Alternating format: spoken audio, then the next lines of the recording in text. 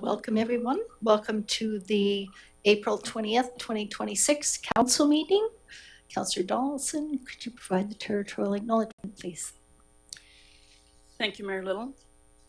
We acknowledge with gratitude that our business operations take place on the traditional territories of the Shano and Sauk First Nations. The district recognizes and respects Indigenous peoples, past, present, and future, and is committed to ongoing learning and relationship building in the spirit of truth and reconciliation, while honoring the enduring stewardship of these lands since time immemorial.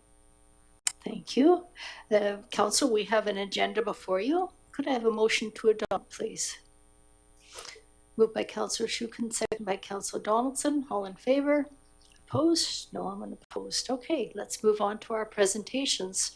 First off, we have the District of Metchosin draft consolidated financial statements year end to December 31st, 2025. We have a presentation from Ms.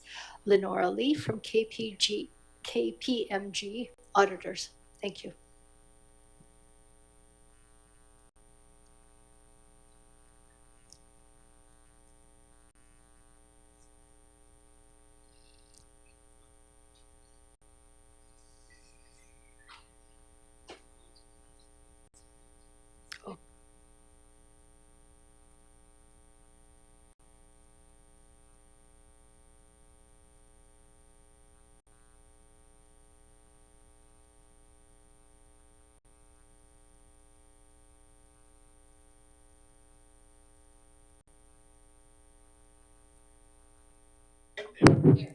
Okay, thank you.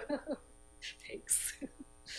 Good evening. Thanks for having me at your meeting tonight. Just wanted to provide a few comments on the financial statements included in your package as agenda item 9A. KPMG, we have substantially completed our audit of the District of Metchosin's financial statements, and we met with council earlier to discuss the detailed findings and audit results. We have prepared a clean and unqualified audit opinion, which indicates there's no material errors in the financial statements. There's no outstanding matters related to the completion of the audit other than acceptance of the financial statements by council. Our areas of focus in the audit include work over key transaction streams, including revenue, deferred revenue, government grants, salaries and wages, expenses, and the capital assets transaction cycles. These consolidated financial statements also include the district's proportionate share of West Shore Parks and Rec, approximately 7.3% ownership at the end of December 2025. The total financial assets of the district at the end of the year were 28 million and capital assets were 35 million. Financial assets increased during the year due to a surplus that's held in both cash and investments. Total liabilities were 4.7 million at the end of the year, a decrease from fewer invoices being outstanding at the end of the year and use of some of the grant funds that had been received in previous years, for example, capacity funding for local government housing initiatives. Capital assets decreased during the year due to amortization of 1.4 million and reinvestment in new assets during the year of approximately 1 million. Additions in fiscal 2025 related to road work, particularly on Lindholm, Metchosin Road, Briarwood, as well as work on the Municipal Hall roof. The annual surplus for the current year, according to accounting rules, was 1.2 million. This represents a positive variance to budget of 26,000 and a decrease from last year's surplus of 2 million. Revenues decreased approximately 3.4% this year due to a reduction primarily in investment income as interest rates did decline in fiscal 2025. Expenses increased approximately 6.4% this year due to scheduled increases in salaries as well as continuing inflationary impacts on most goods and services, particularly around protective services. The district's accumulated surplus is included in Note 9 to the financial statements, which notes 58 million of accumulated surplus. This is a measure of the district's overall net worth since incorporation, and it's made up of mostly monies that have already been spent and invested in capital assets, for example, 35 million of the 58. $13 million is money set aside in reserves. These are monies for future expenses and capital replacements, as well as statutory reserves that are required by law. There's $8 million of restricted operating surplus. These are for items such as policing, recreation, and unspent Growing Communities Fund grants, leaving about $2.1 million of unrestricted operating surplus. That represents about 26% of annual expenses, and that is a financially healthy position to be in for things such as contingencies, unexpected events that may arise during the course of the year in order for the district to continue to stabilize while there's an adjustment period as needed if expenses were to increase unexpectedly or if revenues were to decline unexpectedly. Those were the highlights I wanted to note in the financial statements. I wanted to express our appreciation to staff for the assistance with the audit process. It is a very clean audit process as presented in our audit report, and definitely lots of effort on both the audit front as well as the management team to get to this point today. So happy to address any questions. Thank you. Thank you for that. It's good to have a clean audit. And thank you also to FIRST staff for collaborating with KPMG in their audit process. So Council, does anybody have any questions? Councillor Shukin. Thank you, Mayor Little. Through you to Ms. Lee. Thank you very much for all your work. And I'm wondering if you could just put in like everyday language what a clean and unqualified audit opinion is. And I believe it means we're doing pretty well in terms of the district's processes, but maybe you can. Correct. A clean and unqualified opinion is the best position to be in an audit report perspective. It means that there's no significant or material errors that we've noted in these statements. The district is following all of the accounting rules that it needs to be following as a local government, and there's no unadjusted audit errors that we've noted in the course of our work that haven't been reflected in these statements. Councillor Gray. To the chair, thanks again, Ms. Lee, for the work you've done. I just had a question. We talked about it a little bit earlier, but our surplus is declining, our annual surplus, and that to me suggests that we have less money to put into reserves as a result of tightening our budget. Is that an accurate take? Yes, the current year surplus was 1.2 million compared to last year's 2 million. And so of the annual surplus, a portion of that every year is placed into reserved and set aside for future savings, things such as capital replacement. So there's less of a pool to be able to place into reserves with a lower annual surplus. Thank you. Councillor Donaldson. Thank you. I don't have any questions, but I just want to make a comment that we've invested in a new accounting program, and it sounds like it's made everybody's job a little more efficient and swift and better prepared for the auditors, I suspect. Yes, it was a big lift in the current year to implement a new software. It does allow for more timely preparation of financial statements as well as more real time. So you should be able to obtain more up-to-date information throughout the year rather than a number of manual adjustments that are required to get to the set of statements that you have today. Great. Thank you very much. Okay. Thank you. Anybody else? No, with that, thank you very much, Lenora. That's wonderful. Thank you. Okay, next we have another presentation. This is from the Metchosin Seniors Association, the 2025 annual report. This is a presentation by Deirdre Chettleburgh. Welcome, Deirdre. Thank you. Good evening, everyone. On behalf of the Metchosin Seniors Association, thank you for the opportunity to provide an overview of the 2025 annual report submitted to Council a few weeks ago. The report is divided into 3 parts according to our funding streams. Though separate, there is synergy amongst them. The first part addresses the services the Metchosin Seniors Association is required to deliver as per the agreement with the District of Metchosin. The second, services delivered as per the agreement with the Pacific Centre of Family Services. And third, what the Metchosin Seniors Association was able to accomplish through grant funding. Part 1, people over the age of 65 comprise 26% of Metchosin's population. The national average is 18.9%. Providing the services and supports that enable seniors to enable at home, safely and engaged in their community is a commendable and wise investment. The District of Metchosin has a 2-year agreement with the MSA to provide the following. The board has a contract in place with Yvonne Cottrell, who managed the Seniors Resource Centre throughout 2025. The centre was open 16 hours per week, Tuesday to Friday, 11 to 3, with the exception of 2 weeks, one in the summer and one between Christmas and New Year's. In 2025, the manager received 696 requests for information, and there were 342 walk-ins to the centre.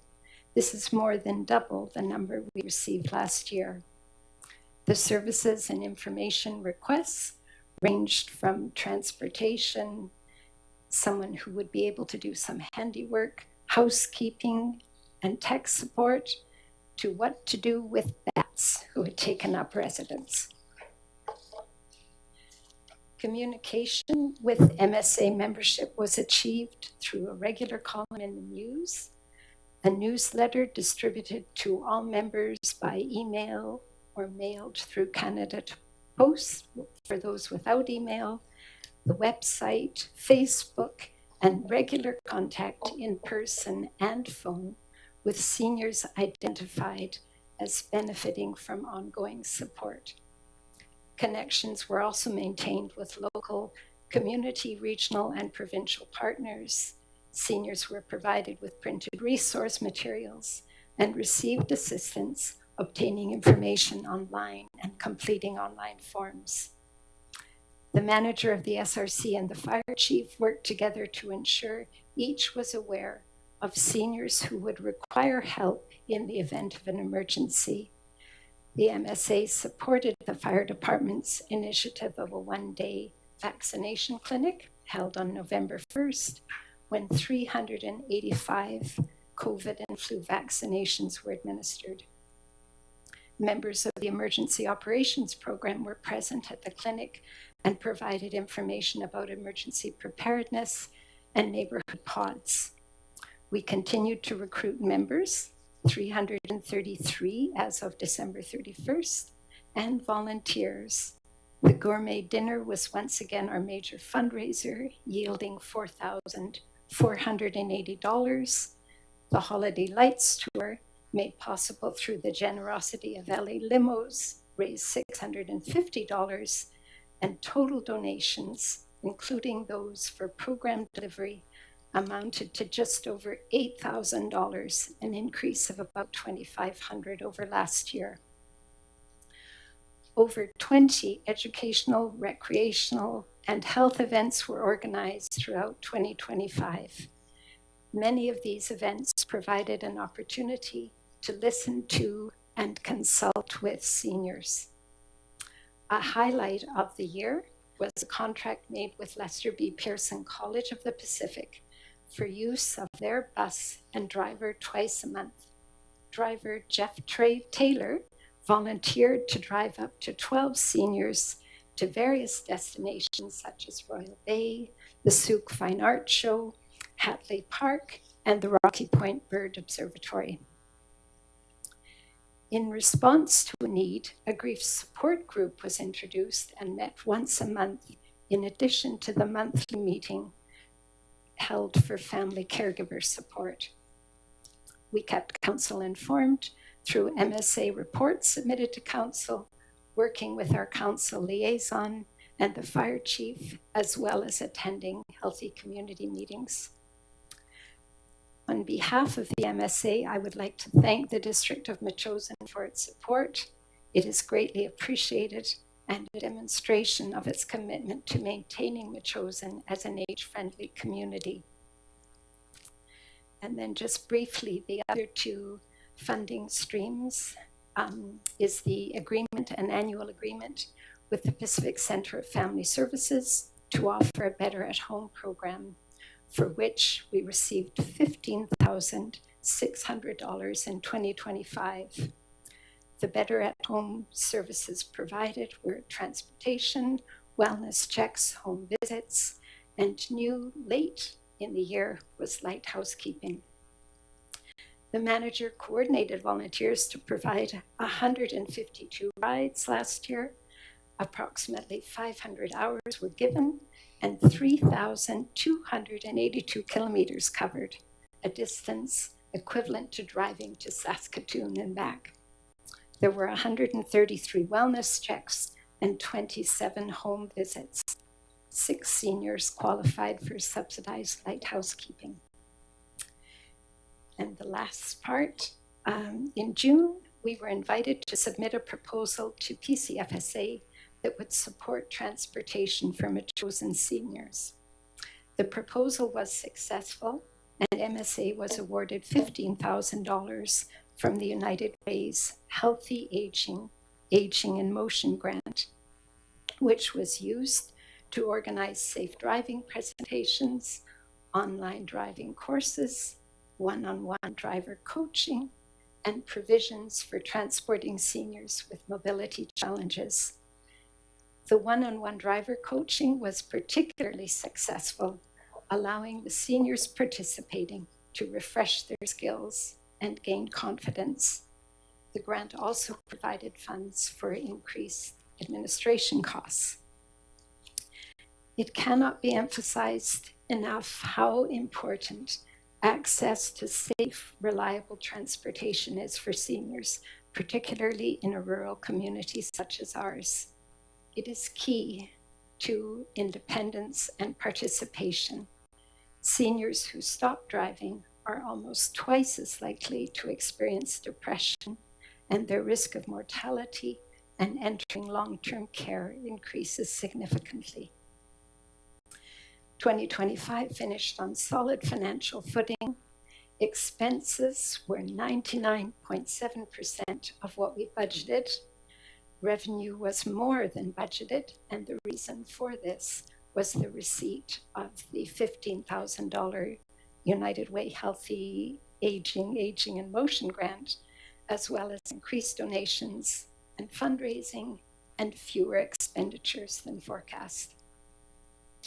In conclusion, I'd like to provide a few comments received from members. It's like a dream come true to come down to you guys for help with these things. In this case, it was the homeowners grant. It's amazing what you do for the community. The garden tour at Hatley Castle was wonderful. It's so great, all the things you are offering. I spent years alone inside, and now I'm meeting a lot of people, and it is so much better for me. Thank you again for your ongoing support, and happy to answer any questions. Thank you. Okay, Council, do you have any questions for Deirdre? Councillor Shukin. Thank you, Mayor Little, through you. Ms. Chettleburgh, thank you very much for the presentation. And I have only recently been sitting in on the meetings of the Seniors Association. What I understand, you're all very humble lot, maybe with one exception, but what I understand is a lot of the work you've done is pretty cutting edge and leading. Like the work that's been going on here in Metchosin for quite a while is stellar in terms of the example it sets for the region. Do you agree with that, or? Oh, I think that's fair to say, and why long ago Metchosin was, well, not long ago, but some time ago, Metchosin was recognized as, I think, the first, or among the first age-friendly communities.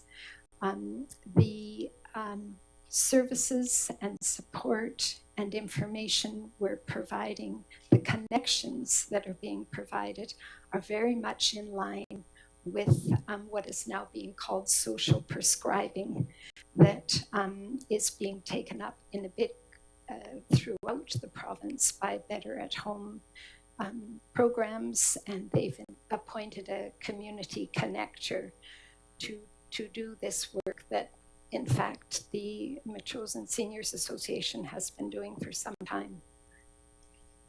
One other question, and this is a great segue into the question I have. My lived experience with the seniors in my life is they often need some nudging toward getting help and seeing the opportunities. And it was interesting to hear the quote that you just read. Do you have any ideas about how to reach some of the other seniors who aren't aware or connected with what goes on at CIRC? And sorry, it's probably an ongoing question the members ask themselves, but or the executive does. It is. Yeah. We do continue to consider how we can extend the reach to, particularly to people who may be feeling a bit reluctant or shy about stepping forward. We rely a lot on kind neighbors, the fire chief in visits who may notice on an emergency call when somebody's fallen, and just very quietly working with people and building relationships and trust. But it is something we continue to think about how we could do better. Anybody else? Councillor Donaldson. Well, thank you very much for your report. Certainly the services have increased over a number of years. I remember my son being involved with, he's 27 now, so when he was a teenager, involved with what was called Geeks and Geezers. He didn't like the geeks part, but he'd help people with their computers as a young lad in his teens. So certainly you've come a long way, and there are a lot of programs I see advertising all the time. First of all, I'm pleased to see all of that, but I don't know that it's just age specific, as I do hear from people in the community who are, tapping into things like some of the grief, how to, manage grief as being a caregiver. So those of us who are left behind, preparing wills, that sort of stuff, the estate management, navigating dementia. Those are real life things that many of us are trying to navigate in our community. So I appreciate the services that you are offering, and I don't think they're just age specific. I think they're for junior, seniors, and maybe younger than some of us. So thank you for doing that, and also really pleased you've got a good relationship with Pearson's bus. I've been watching seniors now going to the library, which is great. So we did have a librarian come in and speak about different services, so that's good as well, because it just keeps people connected to the regional activities as well. So good for you. Thank you. Councillor Gray, did you want to comment? Yeah, I'm not sure I have a question, but through the chair, just commendation to the group. Thanks, Deirdre, for all the work you're doing and the work that the Senior Centre are doing. I'm struck that, like the big health one, I think for me is the vaccination clinic that happens. But when I look through the work that you're doing, it's all health related in one way or another in terms of supporting people in the community. And I'm struck by this pretty cool thing of coming up with this grief support group. What a nice thing to add to the range of, services is the right word, but the range of activities that we conduct. So thanks for all that you're doing. I was also interested to learn, reading the material, how the gourmet dinner fundraiser is your largest fundraiser. I thought, holy crow, isn't that cool?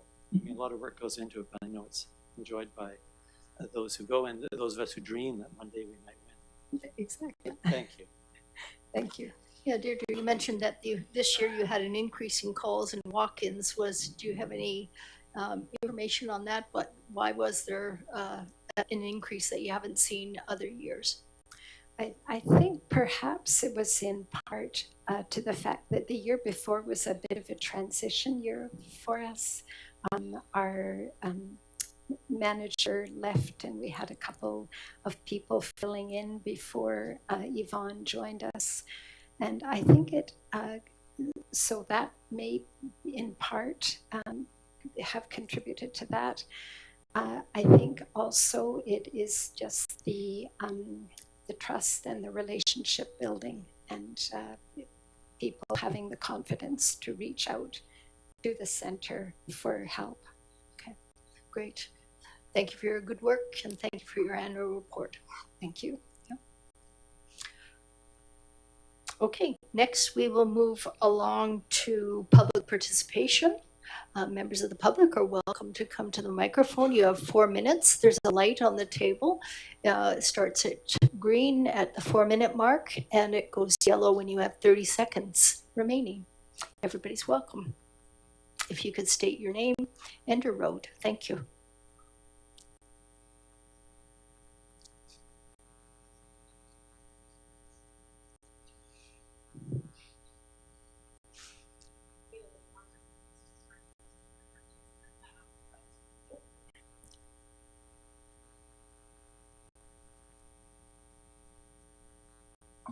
I'm sure I will pay for that later when she gets back on me again. Anyways, Kiara Kahakawilla, Perry Crossroad. 2 things. First, tonight here as the president of the Metchosin Community Association, it is National Volunteer Week this week, and I would like to invite all members of council, I know there are 2 members of council that have so far volunteered, to come and help us with intake, the actual garage sale, and final cleanup of the Mighty Metchosin garage sale, which will be happening May 23rd and 24th. So there is your formal and official invitation to come and spend the week with us, or the weekend. Quick question in relationship, and this is now on my own personal time, regarding the financial statements. One of the things that I couldn't find on it in the Sophie report was the statement and schedules of financial information. So in looking at this, I'm just wondering where that information might be, where I could possibly find it without having to go through an FOI request. So the statement of financial information will come out when our annual report comes out. Once our annual report and the information regarding the financials go to the auditors within that annual report, and once that is, the statement of financial information will be released to the public. Okay, it's just in the past it has been included in this information and you've got it in your package tonight and I just don't see it there. Thank you. Thank you. Just clarification, we don't have it in our package. The Sophie report is not in our package. No, it's not out yet. Okay. Just to So that is the statement of financial information, ensures transparency with the public. All of the finances are released to the public, including wages above a certain amount, as well as council remuneration, that kind of thing. Okay.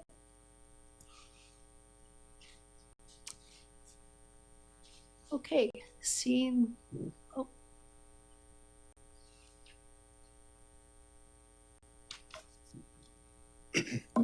Mayor, council, staff, citizens, Dave Saunders, Sioux Road. I'm speaking on behalf of my family. So we've lived here in Metchosin most of our lives. I plan to raise my family here, 3 daughters, 2 grandsons now. And I bought property with my brother when I was 16 years old. And it just seems I've lived in Metchosin for the majority of my life, and everything seems to be it's taken away from us. Servicing levels, we don't even have a gas station anymore, going back, way back. But costs continue to rise. And I watched your budget meeting, your committee of the whole, just the other day, and I'm concerned. I have written to the mayor about the RCMP build, and I'll state very clearly that as a risk, there's a municipal police unit agreement, but there's no financial agreement associated with the new build. There's no new rental agreement associated to the new build. That's a tax risk, in my opinion. KPMG should be notified of that, because that's a cost that's going to be increased without a doubt in my mind. At that meeting, the committee of the whole, I'll just make some reference. Councillor Gray said it sounds like we're going off a financial cliff related to our reserves. We're drawing on them again and again. There was another statement by the mayor that said maybe we need to rezone some properties to light industrial, which I think would be the end of rural Metchosin. for me, I don't think that if we have a plan to look at our costs, that will be the end of rural Metchosin. Because at the end of the day, it's going to force me to do something that I don't want to do. In that I don't want to develop my properties, but because I want to raise my family on my properties, I'll be forced to look at development. I'm not the only one in Metchosin that will be forced to look at development. I can give you several examples of other jurisdictions been forced into that situation because of costs. I did like your budget meeting at the Committee of the Whole. I like the fact that you took the time to explain to a citizen that didn't really understand the budget. I don't see that in other jurisdictions, and I compliment you on that. It was a very well-run meeting. That gentleman left educated, and I can't say that for a lot of other municipalities I go to, and I represent my family. I think we all have to work together on this to make sure that Metchosin is sustainable. Otherwise, we're going to lose our rural character. We've just had some meetings previous where they tried to take out some of our rural nature, our ability to do what we want on our properties within reason. If that comes to that point as well, that costs enforcement, bylaw enforcement, intrusion on privacy. Again, it's reflective of being in a rural area. Again, I plan to raise my kids here. We have to make Metchosin affordable or we're going to lose it. Thank you. Thank you.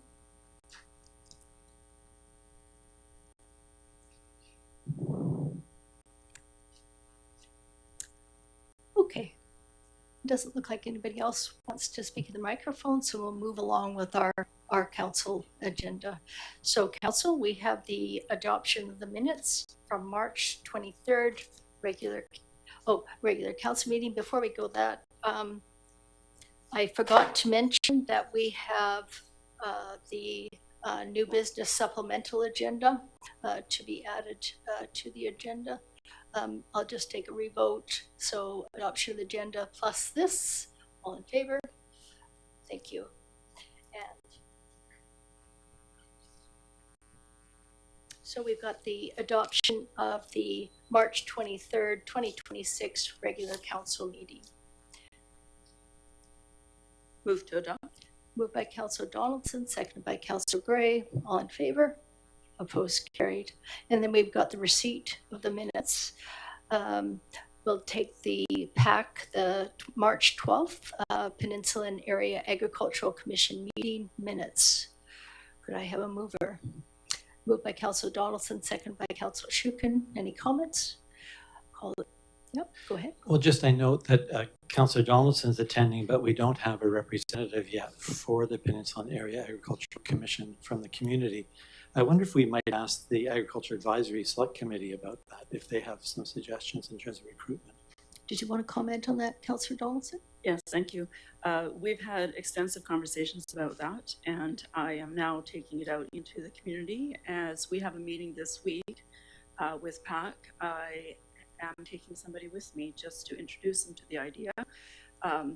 Because it is an open meeting, it's open to the public. This young and up-and-coming farmer is going to come and see if it's something that she could represent us with at the table. So fingers crossed that it's inviting enough for her. It's a dynamic group where our meetings are exactly 90 minutes long, and we cover all sorts of very important stuff. So with any hope, I'll be able to go back to our agriculture committee and say, yes, we have a local citizen that's willing to step forward. So we'll see what happens. So that's the latest. Thank you. Okay, thank you. I'll call the question. Receipt. All in favor? Opposed? There's no one opposed. And the April 9th Special Finance Committee budget meeting minutes. Go ahead, Councillor Donaldson. Move to receipt the Special Finance Committee meeting minutes for April 9th. Moved by Councillor Donaldson, seconded by Councillor Shukin. All in favor? Opposed? Carried. And then we've got the April 13th Committee of the Whole. Councillor Shukin. Sorry, move to receive the Committee of the Whole meeting for meeting minutes of April 13th.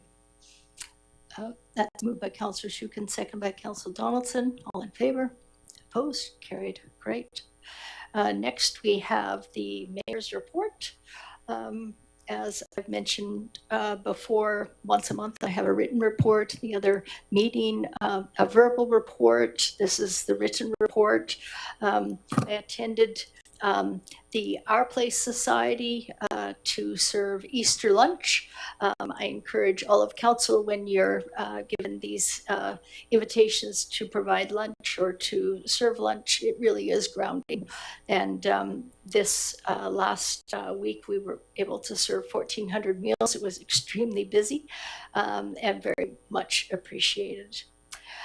Just a note on the code of conduct. So the province has been responding to municipalities and their challenges about code of conduct violations, and they have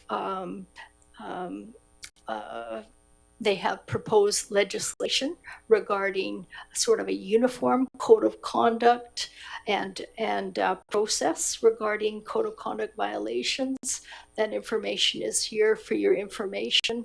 I think it's a good idea to have a uniform code of conduct throughout the province, and it would assure council members that there will be a uniform process followed when there are complaints that come forward. So they're hoping to have this legislation in place and usable just after the October 17th municipal elections. Council, we had talked previously about Bill M216, the private members bill. The Honorable Christine Boyle, the Minister of Housing and Municipal Affairs, announced that the province will not continue consideration of Bill 216. That's a Professional Reliance Act. And I think that is a win for municipalities.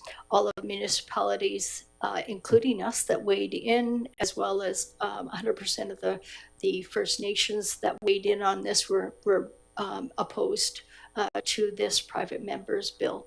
In the letter that we received, they did hint that this might be enveloped into future legislation, so I don't know.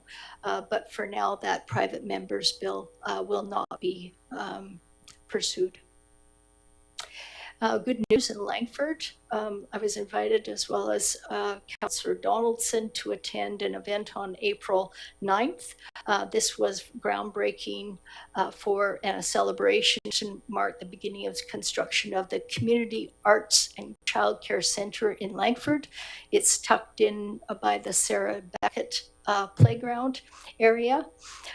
This is going to be a childcare center as well as the arts center. What was really intriguing about the presentation that was that Thomas Moore and his colleagues from Studio 531, who are the architects, said this was the first in North America mass timber structure. So we'll see how that goes, and congratulations certainly goes out to the West Shore Parks and Recreation and the city of Langford for that. As well, I attended an event at Royal Roads University at the new John Horgan campus. They hosted an event on April 15th regarding the launching of this new sort of center for creativity, Center for Innovation, and I would like to recommend and encourage students that live in Metchosin to consider the John Horgan campus for their post-secondary education. There's UVic, Camosun, the Justice Institute of BC, so District 62, and recently BCIT, who will be offering courses there. The only degree granting organization or institution will be Royal Roads, but there's a plethora of courses that can be taken at that Langford Council.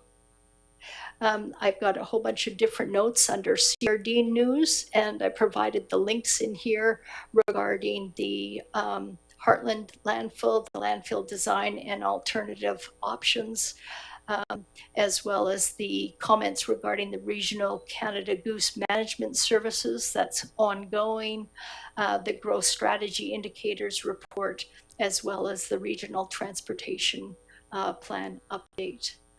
And I just wanted to reiterate Councillor Donaldson's words the other day at our finance meeting that, as you know, all the municipalities across BC have to submit their 2026 budget and their 5-year financial plan by May 14th. Budget discussions at the District of Metchosin began in October. We've had approximately 9 meetings on the 5-year financial plan over the past several months. All of these meetings, of course, were open to the public, and there was an opportunity for the public to speak twice at the finance meetings. Our CFO also fielded our questions as well as questions from the public, which he addressed at the beginning of the meeting. He also had many meetings with individual community members, which I greatly appreciate. And that is coming forward. The 5-year financial plan and the budget is coming forward this evening. That concludes my mayor's update. And let's move to business arising.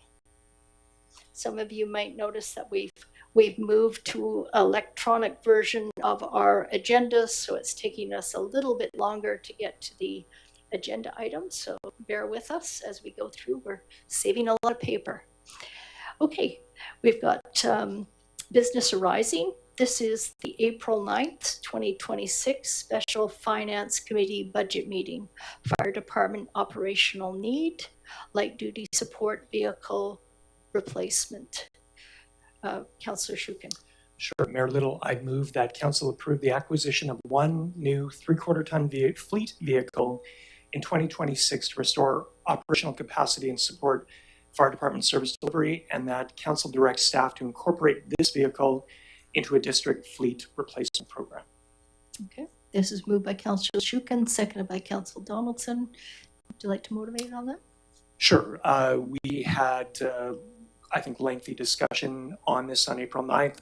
I think Chief Dan made a good case for going with new, and also the fact that we have vehicles that have been taken out of service and there is a need for this vehicle. I believe that going with new is the wisest use of our funds. So, okay, Councillor Donaldson. I just wanted to say that I appreciate that Chief Verdon answered quite a few of our questions. He came and gave a presentation. He was only 2 weeks on the job. We asked a lot of questions of him. He left, he came back and gave us a much more thorough report, was able to answer the majority of our questions, so I appreciate that. To me, that shows a great deal of respect and tenacity, and I think at that point he was only here 7 weeks, so things are looking good. So he's gradually looking at our inventory, doing a bit of an inventory review, I guess, of our apparatus and function of the department. So I look forward to hearing more from him, and this is one step in that direction. Okay, Thank you. okay, Councillor Gray. Yeah, this is a significant expenditure of $90,000 is the proposal. And it was an unexpected cost to council, at least from a perspective of a council member. And I guess I'm still concerned, you know, I voted against this at the finance meeting because we were getting contradictory advice. Do we need a 1/2 ton or 3/4 ton? Do we need a new or used vehicle? We've received advice in both directions, it seems, without much distinction as to explain why we would choose one or the other. And the difference in the cost is something like $35,000 or $40,000. And I guess, well, it was at the meeting we learned Councillor Johnson has had a fire department fleet replacement plan, in which that was shared to us after the meeting. And now that I'm looking at it, I'm not completely clear where this particular vehicle fits. I raised the issue of our reserves, and we have a fire equipment replacement reserve, but I see it being used up with commitments already made for an engine 6 and then potentially this vehicle. But we also in the budget had some money put forward for tech rescue equipment. All of that would mean that that particular reserve is overexpended. And then when I look back at notes from our CFO last September, I read the statement. As it stands now, the district will need more funds in equipment replacement for public works and the fire department to fulfill equipment replacement needs in the next 5 years without drawing on the general capital reserve. So with all of that, I'm going to need to vote against the motion tonight with the hope that we can sort out where our financial commitments are being made and what money we have for these different purposes. Thank you. Yeah, thank you. I'll be voting in favor of this motion to spend up to 90,000 for the 3/4 ton fleet vehicle. We were told very plainly by our fire chief that this was a need. It was also explained that there are regulatory issues regarding what kind of a vehicle and how it needs to be equipped for the fire chief or members of staff to use it in emergency situations. And the rationale seemed fine to me, and I'll be voting in favor of it. Okay, I'll call the question. All in favor? Opposed? Councillor Gray opposed. And then we're going to move to page 39. This is the April 13th Committee of the Whole recommendations, the Agriculture Advisory Select Committee amendment to terms of reference. Councillor Donaldson.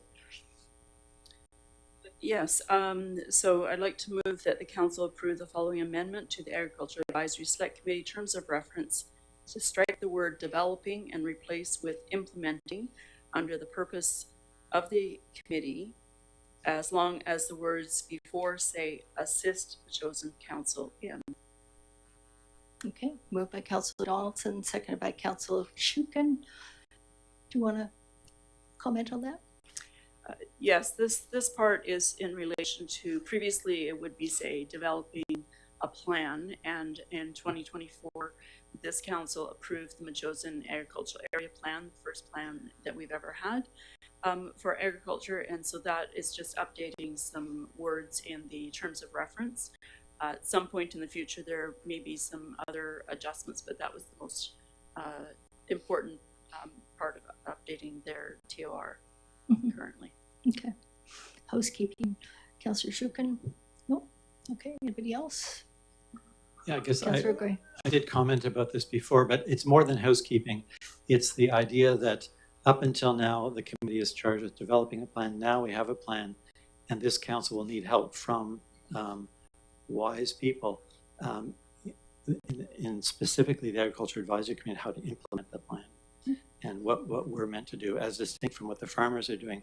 As you recall, most of the report is what farmers need to do to move the plan along. But we do have a role in having the advisory committee properly set up to give us that advice is perfect in my idea.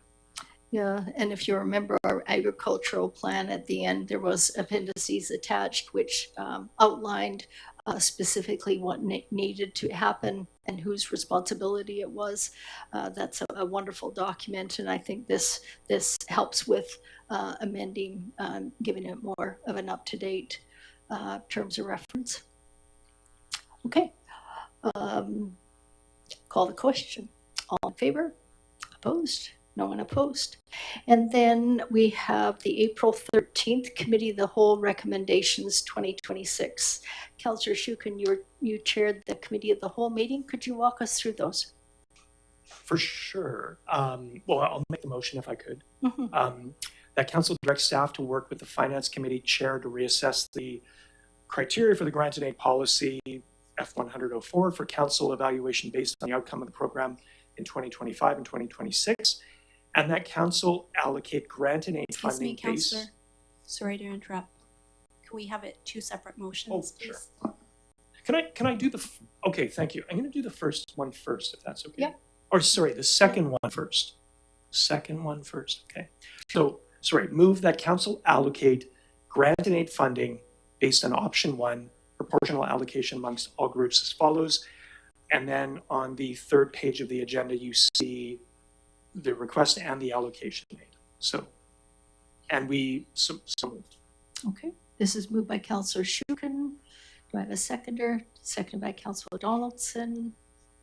Did you want to go? And I'll just mention that we had lengthy discussion on this.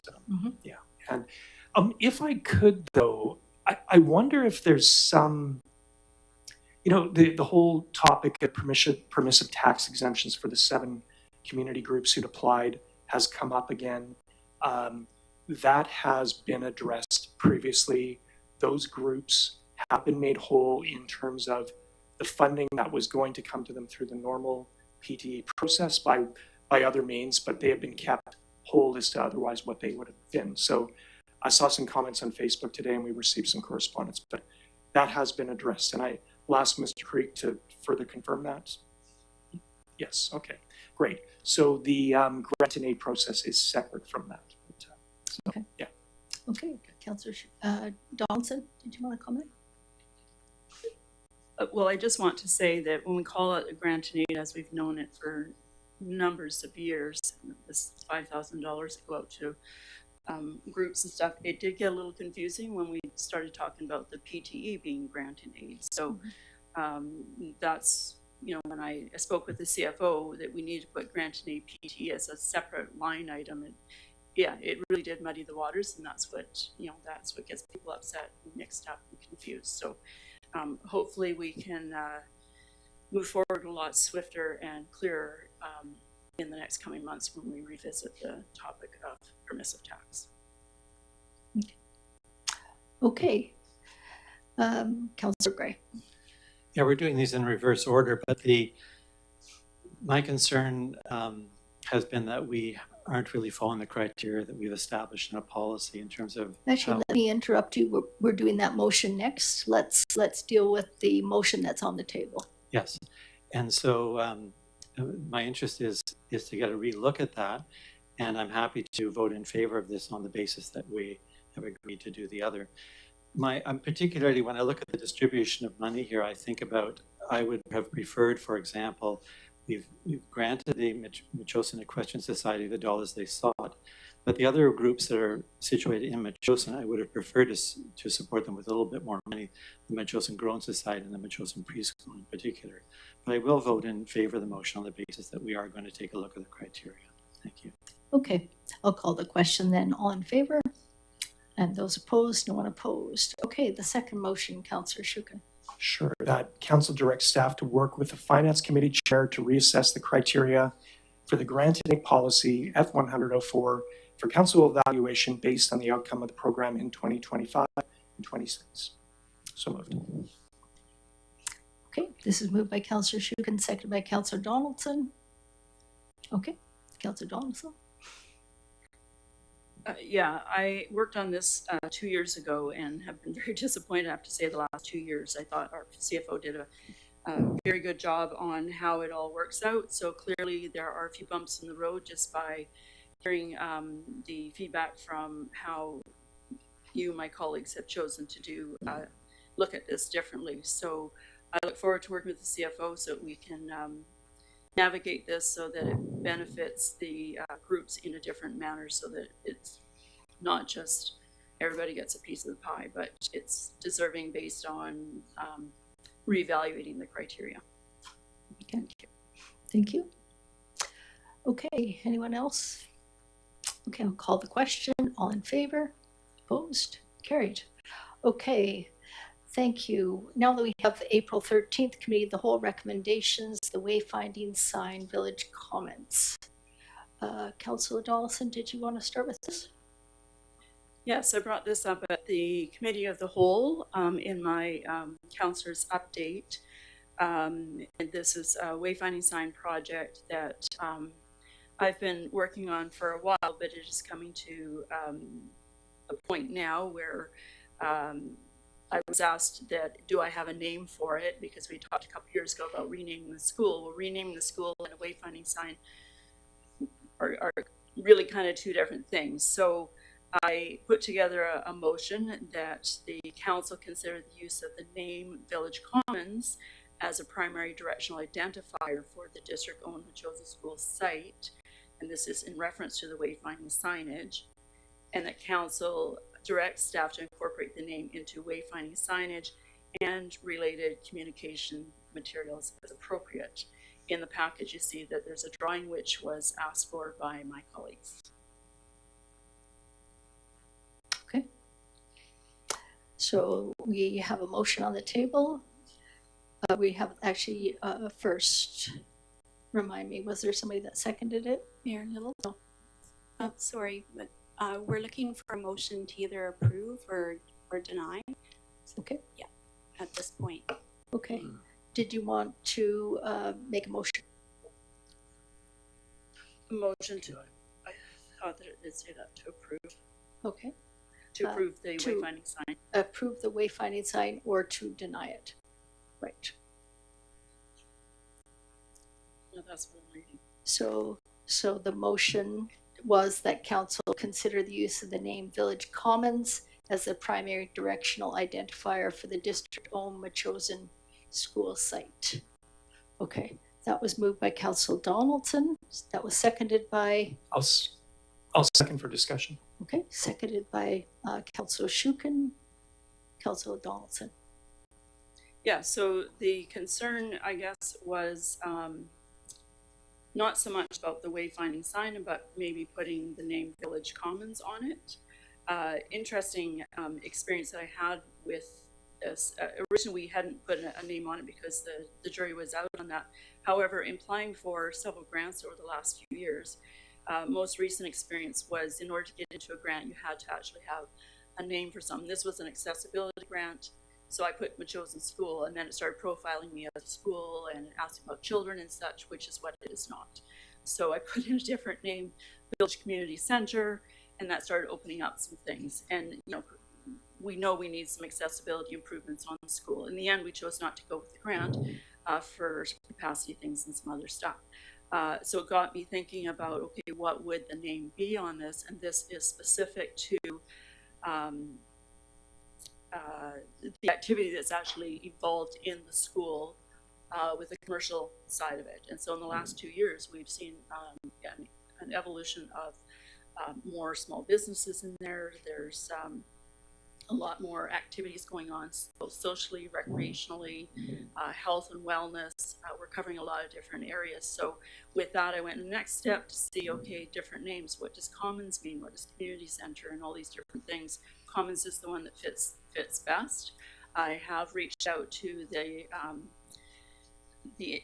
businesses in the building. I've only one that I haven't been able to make contact with. Everybody seems to be on board with it. We are the landlord. Having a placeholder out at the driveway as a sign it's a professional business aspect to have your address and your name out there.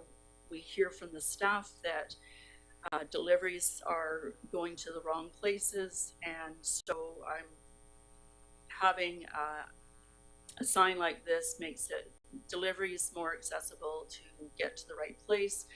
People who are coming to visit or going in for appointments, they know where in the building to go once they've arrived to this part of the property.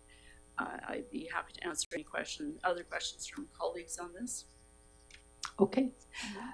Does anybody have any questions? Oh, let me go to the seconder of the motion. Go ahead, Councillor Okay, Shukin, we'll go to Councillor Gray. Yeah, thank you very much. I'm curious to know what everyone else thinks as well. I cannot. I like the design of the concept. The sign concept. I'm open to the name, but I still cannot escape the fact that this might be rushing things, and I feel like that it's a decision made at the council table as opposed to discussion with the stakeholders at the school. And I recognize Councillor Donaldson has had some of those discussions, but I think we need to be more privy to, I don't know, like the input received. So, and again, we're thinking about preschool, Mile Zero, MACA, CIRC, maybe the pickleball guys, maybe not though, and again, some of the folks that do the training there. So I'm open to this, but I almost feel like we're not imposing isn't the right thing, but it's a decision made without full consultation with some of the stakeholders. That's my sense at this point. So. Okay, Councillor Gray. Thank you. Yeah, that's a good point you're making, Councillor Shukin. And I think the other obvious stakeholder group is the public. What do they think? I'm not sure where this came from in terms of budget. when I went through the capital budget, I saw school capital cost $20,000 for the septic tank replacement and $10,000 for miscellaneous capital for a sorted capital project. Is that where the money's coming from, do we know, through the chair, either to Councillor Donaldson or to our CFO? Councillor Donaldson, do you want to address that, or would you like me to ask the CFO? I can address that, and then yes, you can ask the CFO after that. So originally we were asked, actually again, when we had a surplus of $800,000 in 24, the CAO, Mr. Payette, had asked us, what did we want to do with this? This is money that's already been taxed. And so we all gave some input, at least I did. I gave a lengthy list of things considering what would benefit the residents, and because it's the residents' money and it needs to go back to them. And so again, there's our public. It's an investment for our public. It's an investment for the school being revenue generating, and we hear a lot about that from our residents as well. So that is where that came out of. There's also business reserves. I don't know if that is where the CFO is taking it out of, or if it was the surplus. So he could probably answer the finer details of that funding of that project. Okay, thank you. I'm going to turn to our CFO, Mr. Creek. Where is the money for this coming from? Which budget? Through the chair, thank you. The funding for this is half coming out of our operating account for the school, and then half is coming from the capital.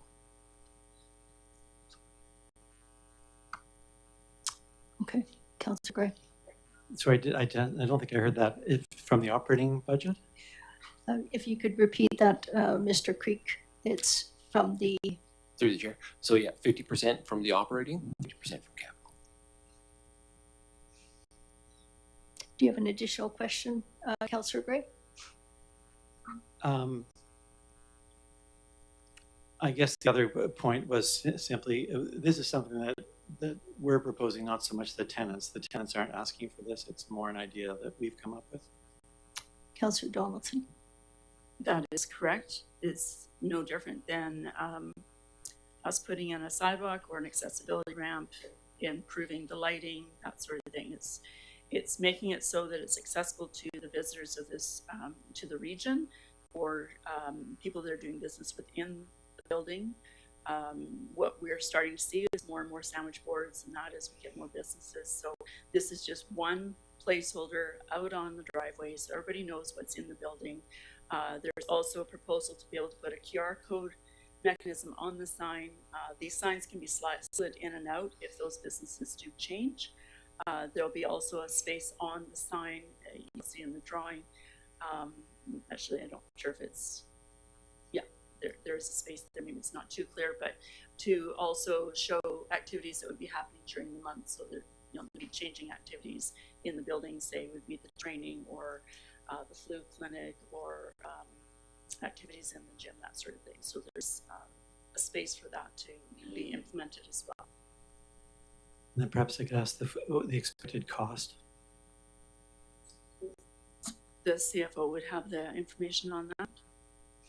CFO Creek. Through the chair, thank you. Right now the estimate is 11,200. Say that again. 11,200. Okay. Thank you. Okay. Thank you. I misunderstood when we talked previously because you had talked about a Wayfinder sign for businesses. So this will also include a Wayfinder sign for MACA, for CERC, the Seniors Information Resource Center, as well as Mile Zero, the preschool. Is that correct? No, this is a sign for the commercial side of the building. MACA already has a wayfinding sign on the building. They also have a sign that says MACA. It's quite large on the building. It's much bigger than the Metchosin school sign that's on the building. Okay. So this is at the driveway entrance to the people that are actually revenue generating. It's for the people inside the building. Okay. I would think that many of the people that are coming to Metchosin or coming to the core are interested in activities at the Metchosin Art and Cultural Center and at the Seniors Research Center. the Seniors Information Resource Center.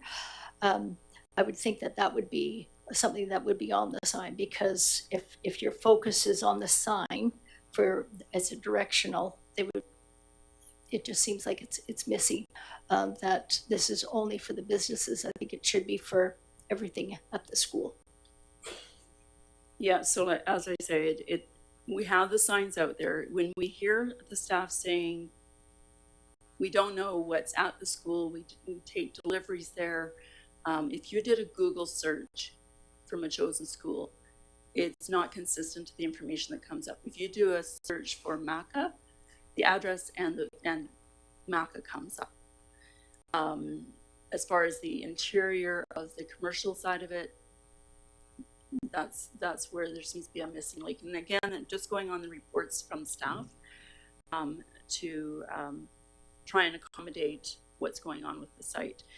We can probably incorporate that in a bottom space, again with the QR code. So if you want this to go back to the drawing board, I guess that's what it's going to have to do. There's been significant drawings, engineering done on this.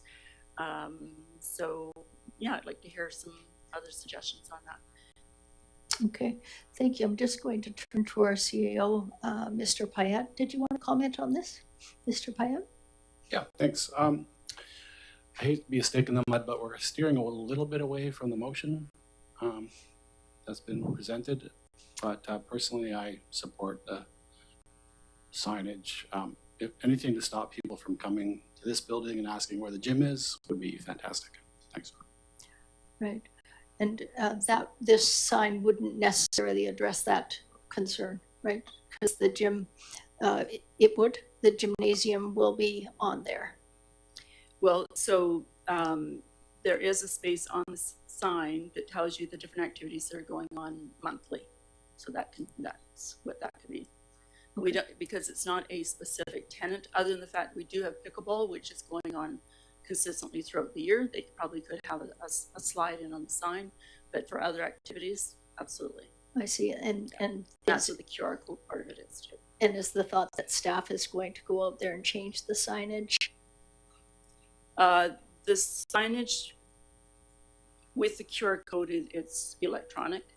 So I still have to go back to the designer and understand how the bottom piece works, but the rest of it's all fixed once you got your tenants.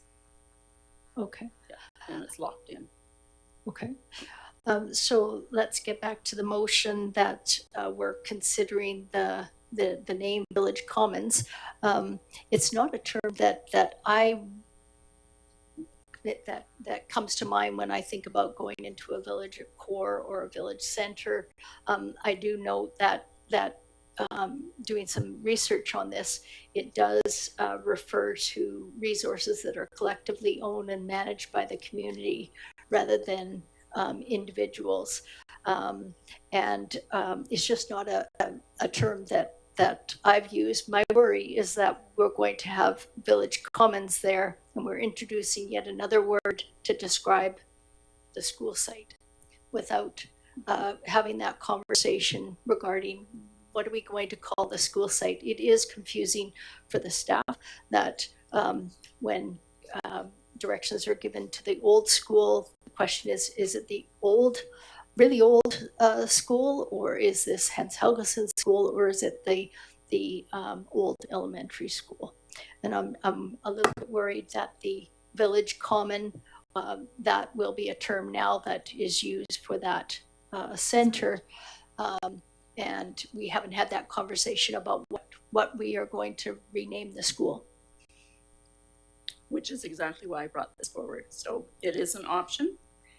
We know that if you don't know you're in Metchosin, all you have to do is look at the Welcome to Metchosin sign, Metchosin School, Metchosin Country Store, Metchosin Cafe. So that was one thing I took right out of the whole idea of searching. We don't need something that says Metchosin. We also probably don't need something that says community, because we got a community hall and a community house. We also have a Metchosin Center. And so then, there's like 12 different places that have the word Metchosin in it. There's lots of definitions as to, there's hub, there's plaza, there's square. there's all these sorts of things, and Village Commons was the one that was the strongest fit. It reflects shared multi-use community space. It's not a single purpose facility. It aligns with our OCP because as a village, it's a focal point. It conveys openness, inclusivity, community stewardship, has mixed uses of recreation, social, economic activity, which is something we've also been talking about supporting more of. There's public events there. Community center is more about a single building and structured programming. Hub is more about, it's modern, service-oriented, somewhat corporate tone. Halls are strong, rural, and familiar and heritage feel, but they also are just a one primary gathering space. This is why the Village Commons it's more than that. It has a lot of different services. Recently, I had gone to a CD Saturday at Royal Bay School, and you go in, it's the Commons. There's art commons, there's music commons, there's different kinds of things like that. These are gathering places with services and public and community. Okay.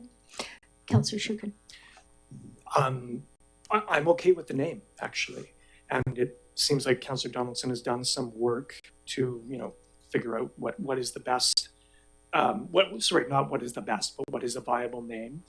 Again, go back to the point I made earlier about, I think we need to reach out to the other stakeholders in that area in the community, provide more information about what is, proposed in concept. And, for example, a great venue that Councillor Donaldson and I have are the ground group users. But also, again, some of the people in the building that might be, impacted by this, however minor.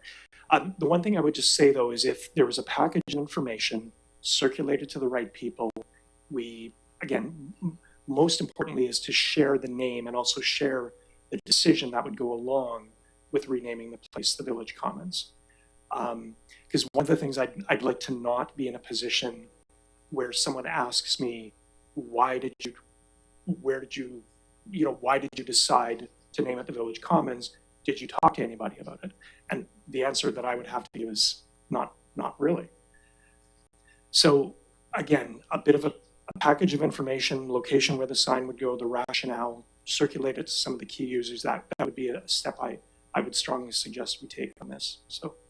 Yeah, so what I'm hearing from you is prior to any decision on a name, that you would hold a meeting, you would both hold a meeting similar to the users, the ground group users convene a meeting saying this is what is planned for the boulevard.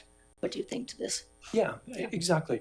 The one thing I would say about consultation, though, is you're not necessarily looking to win 100% of the people on the concept. Mm-hmm. But it, again, is sharing the name and the rationale, which, again, it sounds like Councillor Donaldson has actually done a fair bit of work on. So.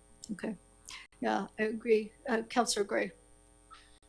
Yeah, I'm hearing the misgivings in terms of the name and the process. I think it would be fine to approve the motion as it's written. Then we would be considering the name. The question then would be, what's the process we want to go through to talk to other people? And we went through this before about the school, and we came back after tallied all the results. Councillor Epp ran that process, and we tallied all the results, and the end result was we call it the Old Metchosin School. So I'm a bit concerned that we did a process, we talked to the public, we got the results, and now we're doing something different. So I think that's a bit difficult for me. So I would think we're okay to approve this tonight, we're considering it, but maybe we should, if we want to, go through another process to find the correct name, and this is a good name to have at the top of the list and see whether people like it or not. I will say that I think it's the same name they're using in Royal Bay for their common area. So we may want to distinguish ourselves, I'm not sure. Yeah, thank you. The only concern I have is that if we go to the stakeholders and say, this is what we're considering, and somebody says, well, you already passed the motion that you're going to consider it, why are you coming up to us now? What Councillor Shukin is saying, maybe we should have that conversation before we vote on it. I can accept either direction. It just seems to me considering means we're thinking about it. My big issue is the cost, $11,200. 11,000. $11,200. Okay. So, Councillor Donaldson. Yeah, the for to go to the grounds groups, it doesn't really pertain to them. I'm sure the equestrians aren't. Yeah, no, sorry. Interested in that.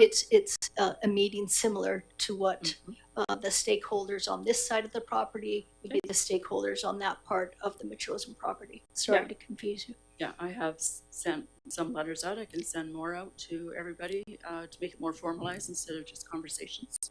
Yeah, I think a meeting would be great. Yeah. Okay. So what do you want to do? So the motion reads that council consider the use of the name, consider it, you're right, that means that we will be discussing it in the future. If that's Councillor Schuker. I wonder if Councillor Donaldson would consider withdrawing the motion. I would hate to defeat it, but I can't go with it right now for the reasons I've said. I'd be happy to assist Councillor Donaldson in the outreach and meeting, and I think there's an interesting opportunity here, and I believe at some point we should rename that facility and everyone be on side as much as we can. But I would hate to vote this down. Yeah. tonight, so. Yeah, I agree. Would you consider withdrawing it, and then we will relook at it again after you've had some consultation with the stakeholders there, all of them. Yeah, I could certainly reach out to the stakeholders and bring back the information to my council colleagues here. I just want to be clear that I'm not suggesting we rename the school. I'm just suggesting that the sign is a directional placeholder so that people know where they're going when they arrive to Metchosin. It's pretty simple. Retain the existing Metchosin school sign on the building. That is a landmark. It preserves the legacy there. Most people don't see it, so there's no confusion that they've arrived at the wrong place. But we're open for business. 2 years ago when this came up, that was one of the things I said is, until it evolves, let's not worry about it. I mean, the wayfinding sign can go up there with no top of the name, but now doing more research, because I was asked to do this by staff, I did it, and here we are. So I can go back to the stakeholders formally. Like I say, I've got some letters out and some were conversations, and I can bring that back. I can put a package together of all the different definitions and have it ready for you for the next meeting. Okay, that's great. So you can withdraw the motion. That's okay with the first and the seconder, Councillor Gray. I just wanted to mention again, stakeholder, often we leave the public out. I'd like us to think about some process to involve the public.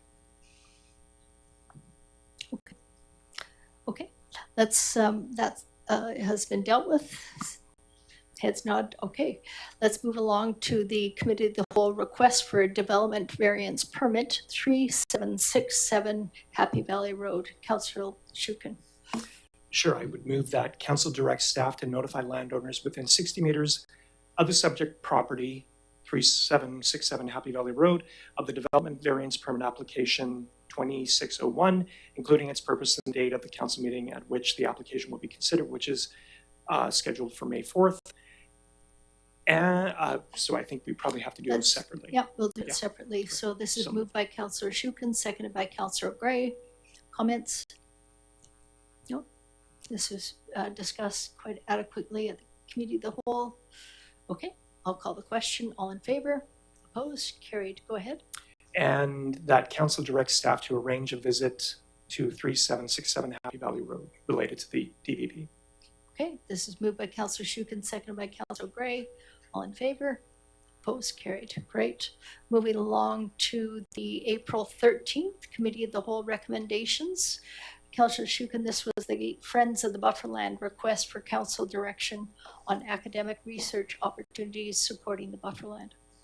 Sure, that the mayor write a letter to the Royal Roads University Bachelor of Business Administration indicating that the district is open to facilitating research that better helps the district understand the environmental values and attributes of the bufferland. So moved. This is moved by Councillor Shukin, seconded by Councillor Gray. Do you want to motivate on that? I think we talked about this pretty thoroughly. Friends of the Bufferland are a great new group in the community, and they're going to be helping us with stewardship activities around the buffer. They've been in touch with Royal Roads, and they've shared with us the opportunities that are there. So, and interestingly, PTASC has also been made aware of some research opportunities as well. So, and if this passes, I can help you scribble up some Okay, great. correspondence here. Councillor Gray. Yeah, and just to say, I've heard this week from Jenny Eastman, who works with the CRD on invasive species, and she's also made a suggestion, not for tonight, but that we put the Bufferland Group and PTASC in touch with some researchers at UVic who may wish to be involved in looking at the issue of flora and fauna there. Okay, then seeing no other comments, I'll call the question. All in favor? Opposed? No one opposed. Okay, moving right along to item number 8, reports for action. We have the 2026 UBCM CEBTF Fire Smart Community Funding. We have a recommendation here. Councillor Gray, I'm happy to move the motion. go ahead. The council support the District of Metchosin's application to the UBCM Community Emergency Preparedness Fund Fire Smart program for 2026 in the amount of $200,000 allocation-based funding to continue the Community Fire Smart program. And the council authorize the CEO to execute any agreements related to a successful grant application. This is moved by Councillor Gray, seconded by Councillor Donaldson. The Fire Smart has been a terrific program, and I really appreciate the work done by the fire department on that and the individuals involved. And I think it would be wonderful if we were able to access this funding and continue the program. Okay, anybody else? No? Okay, call the question. All in favor? Opposed? Carried. Moving right along to item number 9, page 45. This is the KPMG District Metchosin Draft Consolidated Financial Statements, year ended December 31st, 2025. We have the Auditors report, the draft on here for your information, and we've got the Consolidated 2025 Financial Statements. We have a recommendation here. Councillor Donaldson, did you want to move that? Yes, thank you. The District of Metchosin Consolidated Financial Statements year ended December 31st, 2025 be received for information. This is moved by Councillor Donaldson, seconded by Councillor Gray. Comments? No? Just with thanks to Lenora Lee, who worked on this from KPMG and her crew, and also thanks to our CFO and CEO for the work that's gone into all of this and the finance staff here. Thank you. Yeah, thank you. Yeah, my regards also to Ms. Lee and her staff who completed the audit, and our staff who cooperated greatly. Okay, I'll call the question. All in favor? Those opposed? No one opposed. And we've got the report, the 2025 annual report from the Metchosin Seniors Association, financial statements to be received for information. Go ahead, Councillor Shukin. Mayor Little, I would move that the Metchosin Seniors Association 2025 annual report and financial statements be received for information. This is moved by Councillor Shukin, second by Councillor Gray. Comments? Again, thank you to the MSA, and I know that some of their board members are here, and big thanks to President Deirdre Chettleburgh. And as mentioned, I'm taken over from Councillor Epp in terms of attending the board meetings and being their liaison. I've been able to be at 2 meetings so far, and again, just very impressed at the dedication and commitment that these volunteers put into this put into this great sort of a very important demographic in Metchosin. Mm-hmm. Anybody else? Councillor Gray. Yeah, I just so appreciate the work they're doing in terms of building and strengthening the fabric in our community. Mm-hmm. Yeah, agree. Okay, call the question. All in favor? Opposed? No one opposed. And then we've got receiver for information, the District Metchosin Building Inspection Department report. This is for March. We receive these monthly. Could I have someone move that motion, please? Anybody? Councillor Gray, moved by Councillor Gray, seconded by Councillor Donaldson. Any comments regarding the building inspection report? Everybody there, page 95. Well, maybe I'll just comment not about this report, but it will be interesting to watch this report. It's our marker in terms of what's going on in terms of building. And into the next year, as we see the changes we made to our housing bylaws, it'll be interesting to watch and see what things happen in the community. Mm-hmm. Mm-hmm. Okay, no other comments. I'll call the question. All in favor? Opposed? No one opposed. Then we've got the District Metchosin Public Communication Report statistics for March. So any comments, complaints that come in are logged at the District Metchosin front office. This is our public communication reports. The statistics are available monthly. Councillor Shukin. Move receipt. Moved by Councillor Shukin, seconded by Councillor Donaldson. Comments? All in favor? Opposed? Carried. Thank you. And then we've got correspondence for information, item number 10 on page 99. This is the Canadian Federation of Independent Businesses joint letter urging council to oppose the provincial sales tax PST expansion on professional services. Council, you read the correspondence. Would you like to move receipt? I'll move receipt. Moved by Councillor Gray, seconded by Councillor Donaldson. Comments? No? Okay. The request is for action in terms of criticizing this plan. It's not entirely clear to me. I mean, we're just one sector being affected by this, and I don't feel competent to comment to say that this whole system should change as a result of our concerns here, given that it's across the piece. There's so many things involved. So the analysis provided is a little bit lacking for me to draw different conclusions than just to receive the report tonight. Mm-hmm. Anybody else? Okay, I'll take a vote. All in favor? Opposed? That's carried. And then we have correspondence from the chair of the CRD, Chair Cliff McNeil Smith, regarding potential sites for supportive housing and sheltering. So I just wanted to give some context around this. At the December 10th meeting at the CRD board, we received a report on the regional engagement on supportive housing and sheltering. That was the report is attached here in the agenda. At that meeting, the minister, Christine Boyle, the Minister for Housing and Municipal Affairs, presented a regional approach to housing and sheltering, and the board subsequently redirected or directed that staff send the report back in March 2026.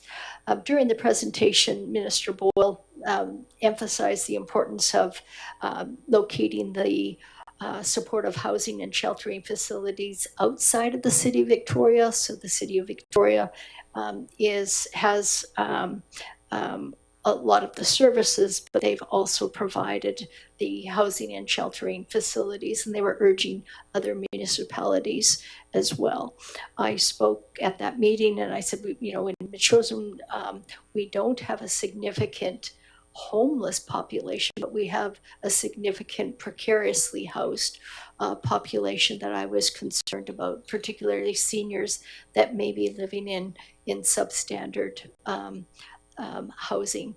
I think what my take from the meeting and my take from the letter was that Honourable Christine Boyle was trying to nudge the larger communities like Signage to provide services as well. As many of you know, we don't have a lot of services here for people that are not housed or sheltered.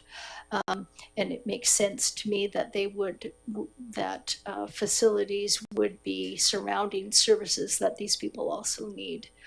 And so I don't think it was particularly addressed to Metchosin, but certainly it was sent to all of the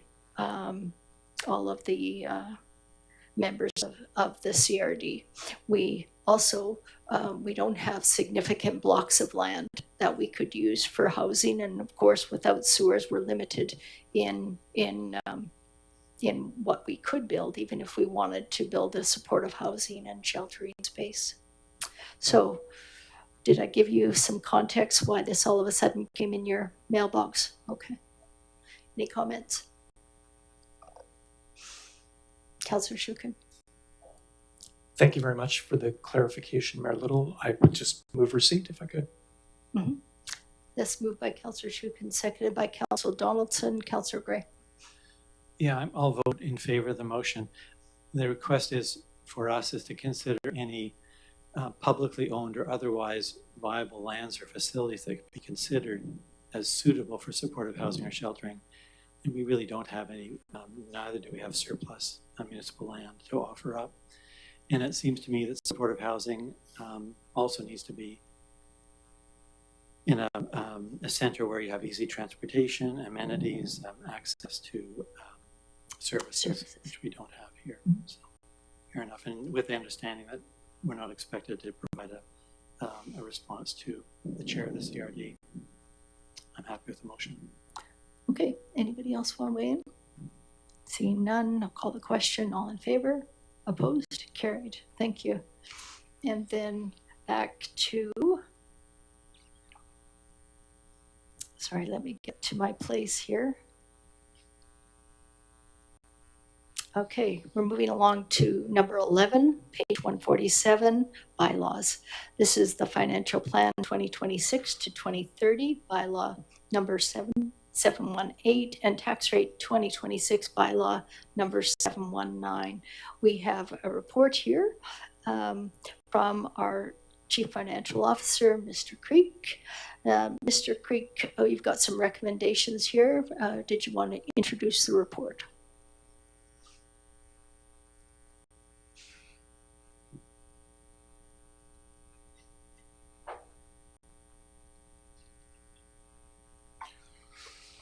Thank you, Mayor and Council. As you mentioned earlier in this meeting, we've been going over the financial plan for about 6 months now, and this is the culmination of all of that. So staff are requesting that Council give first, second, third reading to the financial plan, which lays out the spending, operating and capital for 2026 through 2030. Most of it is just applicable for 2026. And then after that, the tax rate, which will allow us to collect enough money from residents' businesses in the district of Metchosin to pay for all those services. I think that is about it. Unless any questions about what we have presented so far. Okay. Council, thank you for that. Thank you for your report and for your work over the last, I guess this will be the 10th time we've at least discussed the financial plan and the budget. Okay. Does anybody want to move the recommendations? Let's get it on the floor. Do we want to move them separately or altogether? We'll do them separately. Okay. So I will move that Council give first reading to the financial plan of 2026 to 2030, bylaw number 718. Just one moment, Tina, can we do first, second, and third, or how would you like this done? You can give first, second, and third all together. However, just do the bylaws separate. Say that again. You can do first, second, and third of each individual bylaw. Okay. Yeah. Okay. Go ahead. So I'll reread that then. Sure. That I move that Council give first, second, and third reading to Financial Plan 2026 to 2030, bylaw number 718. Second. Moved by Councillor Donaldson, seconded by Councillor Shukin. Any comments? No. Councillor Gray. Yeah. So tonight we're passing this bylaw to implement the 5-year plan, financial plan that council approved at our last meeting. And I'll vote in favor of the bylaw tonight because the bylaw is required to implement the decision that council's already reached. But I did want to emphasize that I voted against the 5-year financial plan at our last meeting for several reasons. One was council's denial of the permissive tax exemptions to local nonprofits. In my view, unnecessarily confused our financial picture, effectively reducing our municipal tax room. We didn't complete a study on whether adjusting our roads budget would improve our overall financial picture going forward. We've not been advised on financial controls for special projects, a continuing risk as I see it that needs an answer. And then finally, and most importantly, not enough funds are being set aside to build up our reserves for asset replacement. I don't think that's responsible governance nor financial management. Thank you. Yeah, thank you. CFO Creek, I'm just wondering if you can comment on the permissive tax exemptions and the implications for this year's tax rate and how that the process was with giving the people that previously had received a permissive tax exemption and an additional group, how they received money this year. Through the chair, thank you. The bottom line is that there's no impact on the total financial bill for any resident or business in Metchosin.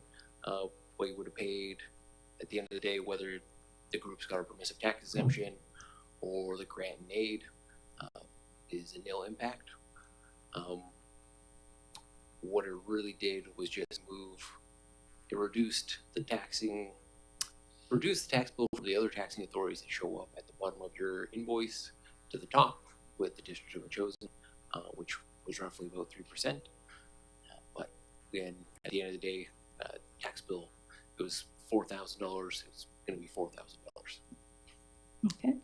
And Councillor Grave, the special projects that you were interested in terms of the financial controls, which special projects were you referring to?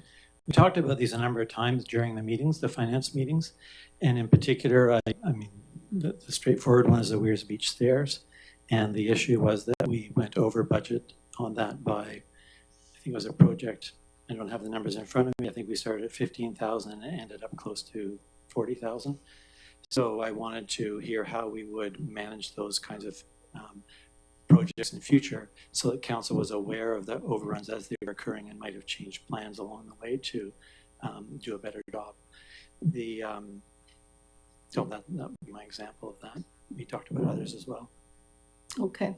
And regarding the revenues for the reserves, or sorry, regarding the reserves, CFO Creek, this year, are we adding to the reserves?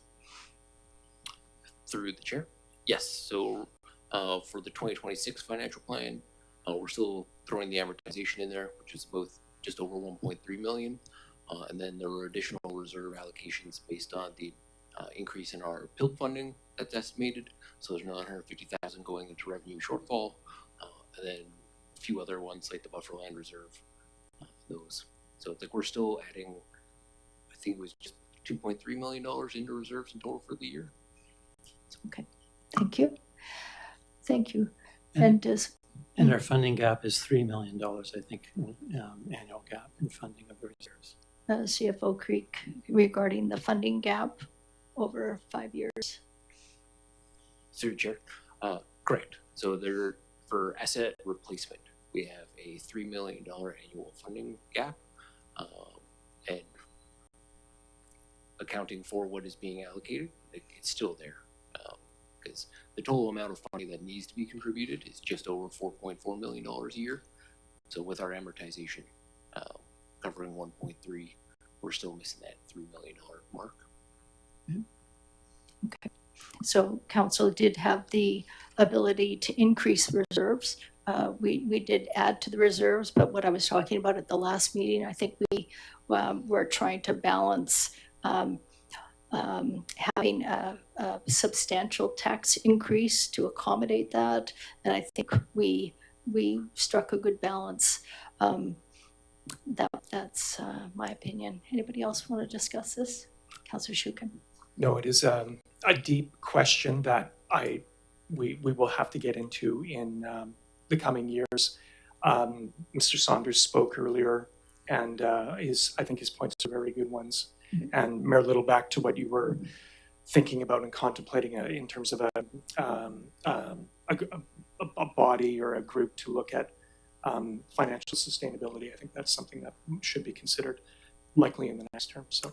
Yeah, I really think that's important, because throughout our community we have some really incredible minds in the community, a real resource that we can call upon to outline what Mr. Creek has given us, some of the start figures, and come up with some just discussions. This is what our financial picture looks like in 5, 10, 20 years. What do you suggest we do about it? Let's have those discussions. I think it's always good to bring the community in, especially since we have a wealth of information out there. Councillor Gray. Yeah, I mean, my concern has been a lot of criticism of previous councils made at this table that they didn't save enough money. Well, here we are. Last year we were told we should put money aside into reserves. We didn't do it. This year we were told to. We put in 1%. With the opportunity to put in more money, we're deciding not to do that and saying, well, we'll leave it to the future. That's exactly the problem of not putting money away in order that we have the dollars available. The longer you leave it, the more money, the higher the taxes will be for the next people coming along. And I don't think we're setting up the next council very well this way, and the councils after. I think the last, before us, I think the last budget that happened, people voted, the council voted in favor of putting some money into reserves. I'm not sure, Mayor Little, if you voted in favor or opposed to that. But you know, it's a situation here where I think we had the opportunity and we're not taking it with a significant, sufficiently adequate response. We'll leave it there. Yeah, thank you.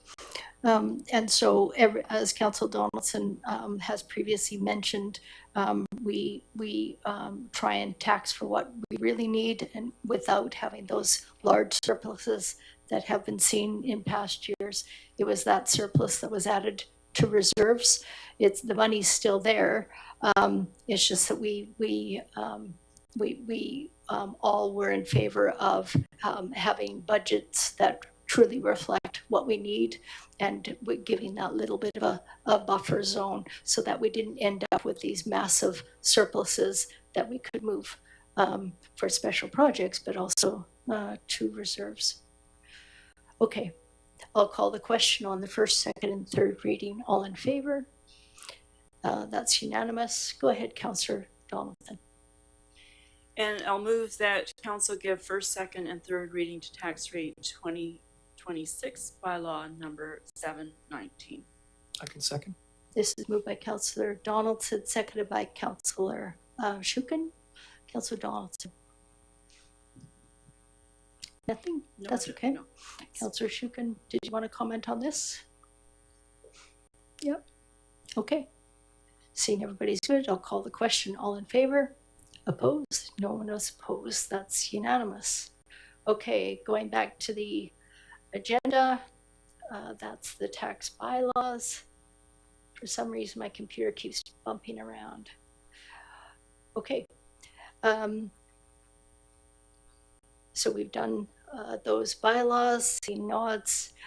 We've got next on page 155, 11B, the District Metchosin Local Election Bylaw 2026, number 720. Deputy Corporate Officer, Ms. Hanson, would you like to walk us through this? Good evening, Council. In planning for the 2026 general local election, staff have reviewed the district's existing election bylaw from 2005 and have identified updates that were needed to ensure the bylaw is aligned with the current provincial legislation and changes in technology.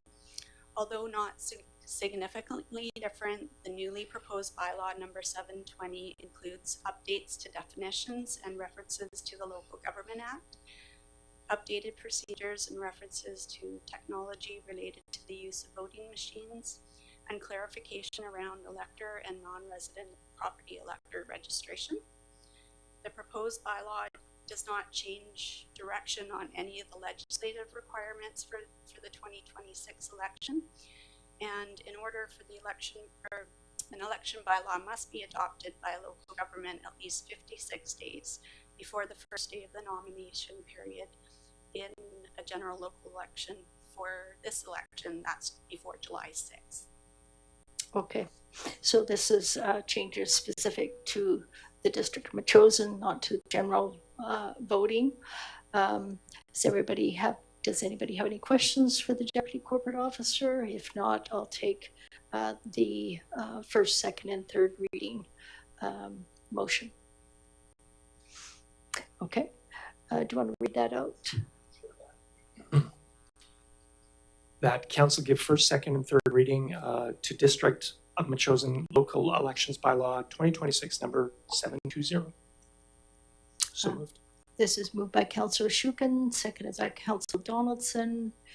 Does anybody have any questions for the Deputy Corporate Officer? If not, Not a question, but just to recognize what we heard there, this election will be run with electronic voting, is my understanding. go ahead. I think is it electronic voting or electronic counting? Counting. Counting. Okay. It says voting machines. What's that? Councillor, just a moment. Let's get clarification from our Deputy Corporate Officer.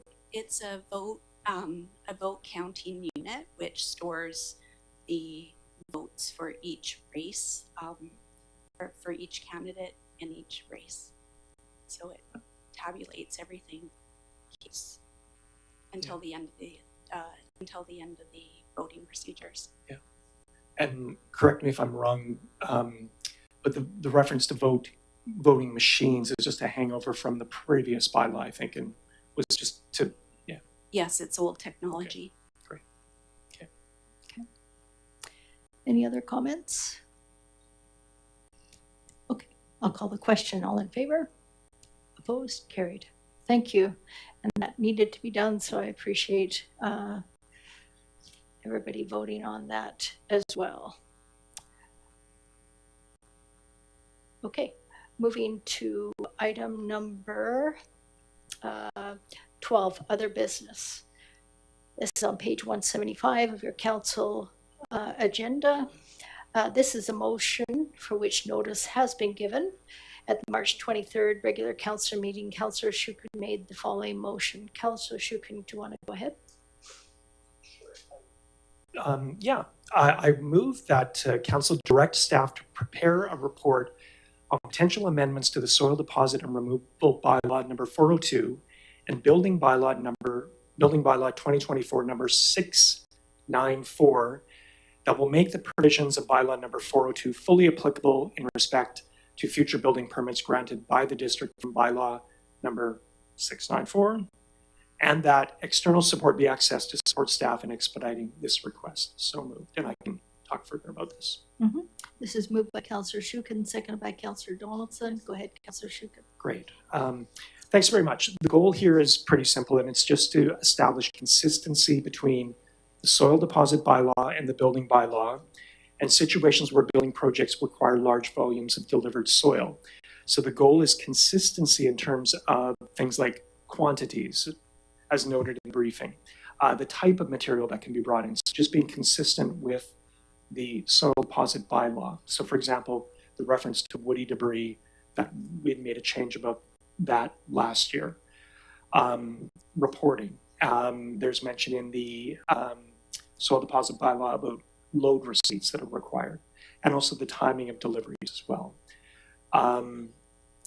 And so the one thing is this is not to say that soil deposits are forbidden or larger deposits are restricted. Not at all. If there's a legitimate need, there is a process within the soil deposit bylaw to grant large deposits.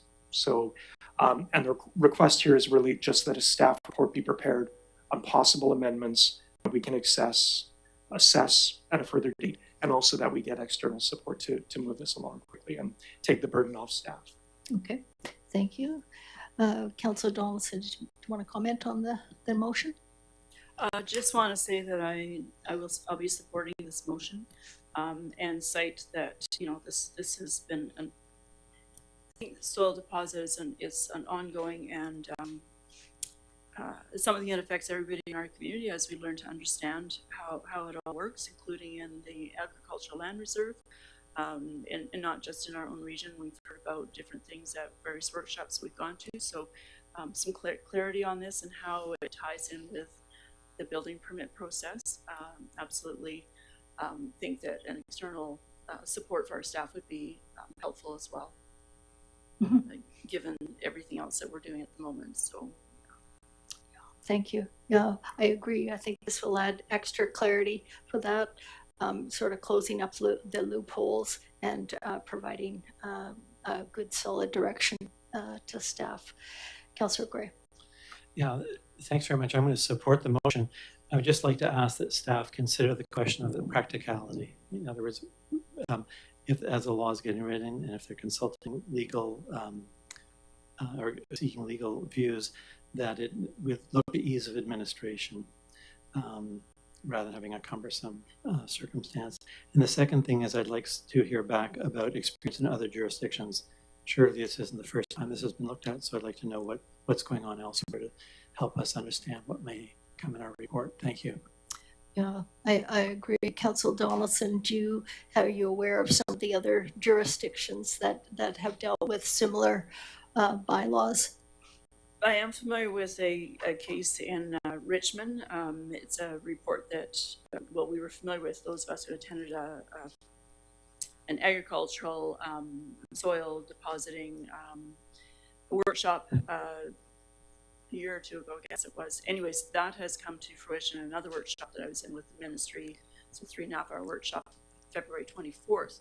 And substantial amount of deposits, not just soil, all sorts of different things on farmland. Is what that topic was. So now that has gone through the courts, and it'll take many years for it to be cleaned up. Bylaw was involved with it, and they were the one that actually gave the presentation. So just learning more about that and making sure that our bylaws are applicable and practical, as Councillor Gray says, that we don't have any loopholes, that we actually have something succinct that our residents can work with as well, so that we all have a good understanding of what's expected of each of us. Okay. Okay. Seeing there's no other conversation regarding that, I'll call the question. All in favor? Those opposed? No one opposed. Okay. Thank you for that. Moving right along to the other one. This is other business 12B. This is Crown Land Commercial General Use Application in East Souk, page 177. Councillor Gray. Yes, thank you. We talked a little bit about this at our committee of the whole, and through correspondence and reading the papers and other periodicals, we see there's a private company's applied to the province of British Columbia for a license of occupation and lease of 72 hectares of provincial crown land that's entirely bounded by land by the CRD East Souk Regional Park. And the object is to establish a survival school. So I looked at the application, and there's an intensive use area where there would be 5 cabins established, a learning center, a carving shop, a bushcraft practice area, kayak storage, a change room, a storage location, an animal processing shop, a food preservation shop, a bow shooting range, survival camp demonstration practice area, tenting camp area, and 7 washrooms. That's just in the one application. There's actually 2 additional applications. First one is for an intensive use area, and the other is for extensive use area and a dock. Now, provincial crown land is there and it's available, and people can certainly make these applications, but I'm concerned that this area is right in the middle of the CRD park. It's a special area in terms of the natural and abundant wildlife there. And I think the removal of trees and cleaning up the undergrowth and putting in this facilities is not a great idea in terms of the preserving the special area there. in association with the CRD park. So I've got a motion here. The council, well, two motions. One is that Let's take them separately. the council requests staff to put the following link on the district website and encourage residents to submit their comments directly to the province using the link before the May 6th deadline. And then I've got the link there that shows on the electronic version. Yeah, this is moved by Councillor Gray, seconded by Councillor Donaldson. So personally, I registered my opposition as an individual resident, not as a councillor. And I'd like council to endorse this so that our community would get involved. I want to note that we have received 6 letters from the public expressing similar views. Okay. Anybody else? Councillor Donaldson?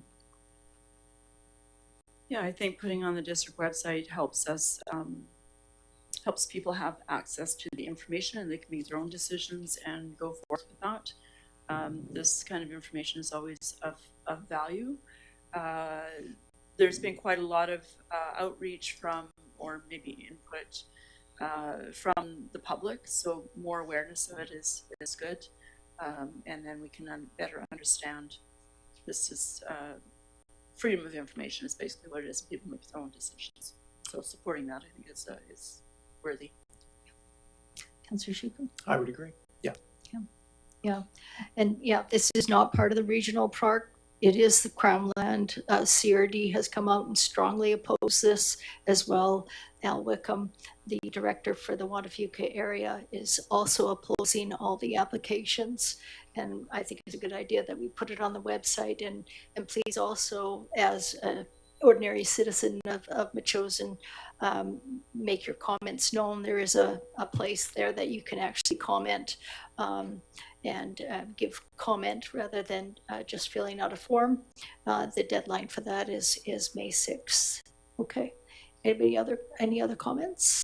No. I'll call the question. All in favor? That's unanimous. Thank you. Councillor Gray. So the second motion I have here is that Mayor write a letter on behalf of Council to the Honourable Randine Neal, Minister of Water, Land and Resource Stewardship, copying our local MLA, Dana Lejeunesse, expressing opposition to these applications. This is moved by Councillor Gray. Do I have a seconder? I'll second for discussion. Moved by Councillor Gray, seconded by Councillor Shukin. Go ahead. Yeah, I would like Council to take a position on this application, as I've described already.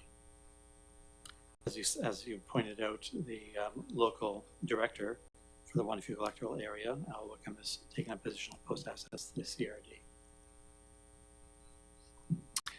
So I'll just mention that I too have written in my my concerns in opposition to the application. What I wonder about though is, are we being as effective as possible in sending it to the minister and our MLA? Should we maybe not write something and submit it into the application process itself, and do that through yourself, Mayor Little? Yeah, I agree, sort of, because I'm wondering if that correspondence to the minister, Minister Neal, will just be received for information and nothing done with it. Whereas if it goes through the process that they've asked everybody to respond to by May 6th, it may be documented and included with other letters of opposition. Councillor Gray. I'm certainly open to a motion to do that as well, but I think that we should be speaking to the minister in particular, and we should absolutely be in touch with our MLA. So I take that and be happy to move a motion in the regard of also filling an application, but I don't think this is the sort of thing that would be set aside by a minister of the Crown coming from the district of Metchosin. Okay, so you want the minister of, well, she's not just the minister of water, but is the minister of land and resource stewardship as well, and copying our MLA. Okay, any other questions? Go ahead. Could I propose an amendment Go ahead. to the second motion, and it would be something like that the mayor send a letter on behalf of council through the Crown land application process and then provide that letter to the Minister of Land, Water, Land, Resource Stewardship and the MLA. So we the first thing we do is we state our position and put it into the process, again, where the decision is going to be based, and then send that to the minister and MLA. Okay. Because again, I think we have to talk about effectiveness. We're like, the decision is going to be made through the correspondence that goes to into the process. And I think why not send it to the minister as well? Mm-hmm. Okay. So that's an amendment. Does anybody want to second the amendment? Seconded by Councillor Donaldson. Do you want to motivate further, Councillor Donaldson? No? Anybody else want to comment on this? Well, I just love when I bring forward these motions that it's pretty simple. Sending a letter to the minister, we do it a lot. The minister's in charge of the process, minister of the Crown. He lets them know because we're another political body. So I would do that. I've offered that rather than this playing around with it, that we would also put it in the application if the mayor wants to attach it to our letter. But I think we should put a letter on letterhead from Metchosin with the mayor's signature on it saying we oppose the application. Anything less than that, I think, is not doing what we should do. I was going to suggest, so I'll stop there, but I was going to suggest we move a little bit further with the letter to the minister, and but we'll deal with this amendment first, I guess. But my idea was that we should also ask that this Crown land, in keeping with Karen Hoffman's comment to us, be moved from the province to the CRD for use as the park. That wouldn't go into the application, of course, but would go into a letter. Yeah, I think what Councillor Shukin was saying is he wants our comments documented rather than just sending it to the minister's office and the MLA. The other people that are involved in the decision making will not see that, and I think he's not trying to dilute your motion in any way. He's just trying to add clarity to that. Like that's how I see it. You're nodding your head no, so you don't see that this is adding clarity and going through the right process. No, I don't. Okay. But they've asked people to respond to the portal. It's called application comments and reasons. So you don't think that that's the correct place to I can continue to repeat myself, but I say I would send a letter and I would fill in the application because Councillor Schuch is concerned that people receiving the applications need that information. Great. So that's two things. One's a letter to the minister. The second is fill in the application on behalf of the community. Take a copy of that application if you like, put it to the letter. But I'd like to see a letter go in our letterhead to the minister. I agree. The one thing I will say, though, is that missing here in terms of council directing, the mayor, is putting our comments and our thoughts into the process, which no, that if the minister, if you want to have your vote and your voice count in the process, you have to follow the process. It's my thinking.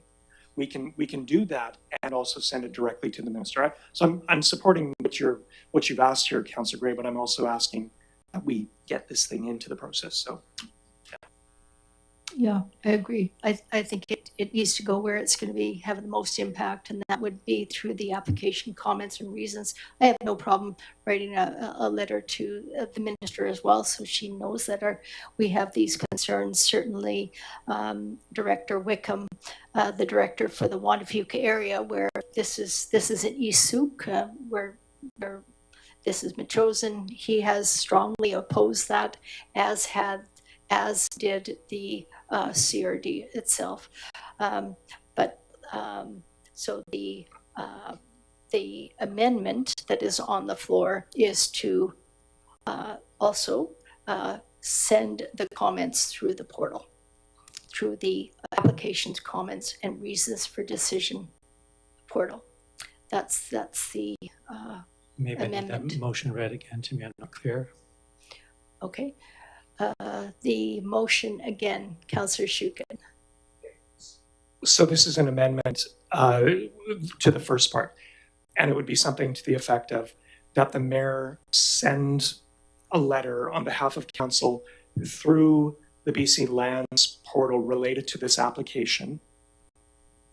Send that letter into the portal, and then provide that response and letter to the Honourable Randy Neal, Minister of Water and Land Resource Stewardship, copying our MLA as well. So it's just an amendment to the first part, so we get it into the portal. And then move it on to the minister as well. I'm not even sure why we're talking about this. Okay. Yeah, it is going to, well, of course, yeah. Actually, go through the chair. We If did you've start. got a comment, Councillor Shukin, go ahead. What, did you finish? Yeah, I did, yeah. Yeah, the question was, Councillor why are we Gray. talking about it? Because amendment's been put on the table. I'd offered that we pass the motion and then we put a motion, we put it in the portal. That wasn't acceptable, so we're doing this other thing. Just wild. No? Actually, I think it's good governance to deal with the amendment before you deal with the main motion. That's what we'll do.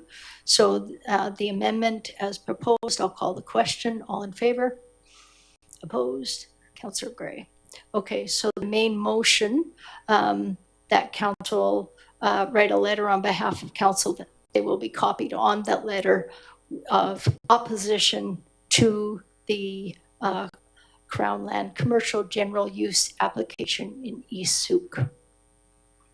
Okay? So before we do that, I'd like to make an amendment to the motion that just as Councillor Shukin's read, and then add to it, and also request the province transfer title of the Crown land to CRD for use as a park. You know, I don't know about that. We haven't received any reports, correspondence that seconder. hasn't been discussed at the CRD table. I'm not sure about that and the process to go about that. If there's a seconder, I'll explain.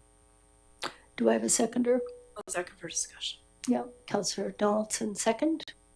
Yeah, so the issue here is that we have a pristine part of the coastline here that is within the CRD park, and it makes really good sense to me that that land all become part of the park. Several trails go through it today, and it would save this land from further applications for other commercial uses, and I think it makes good sense.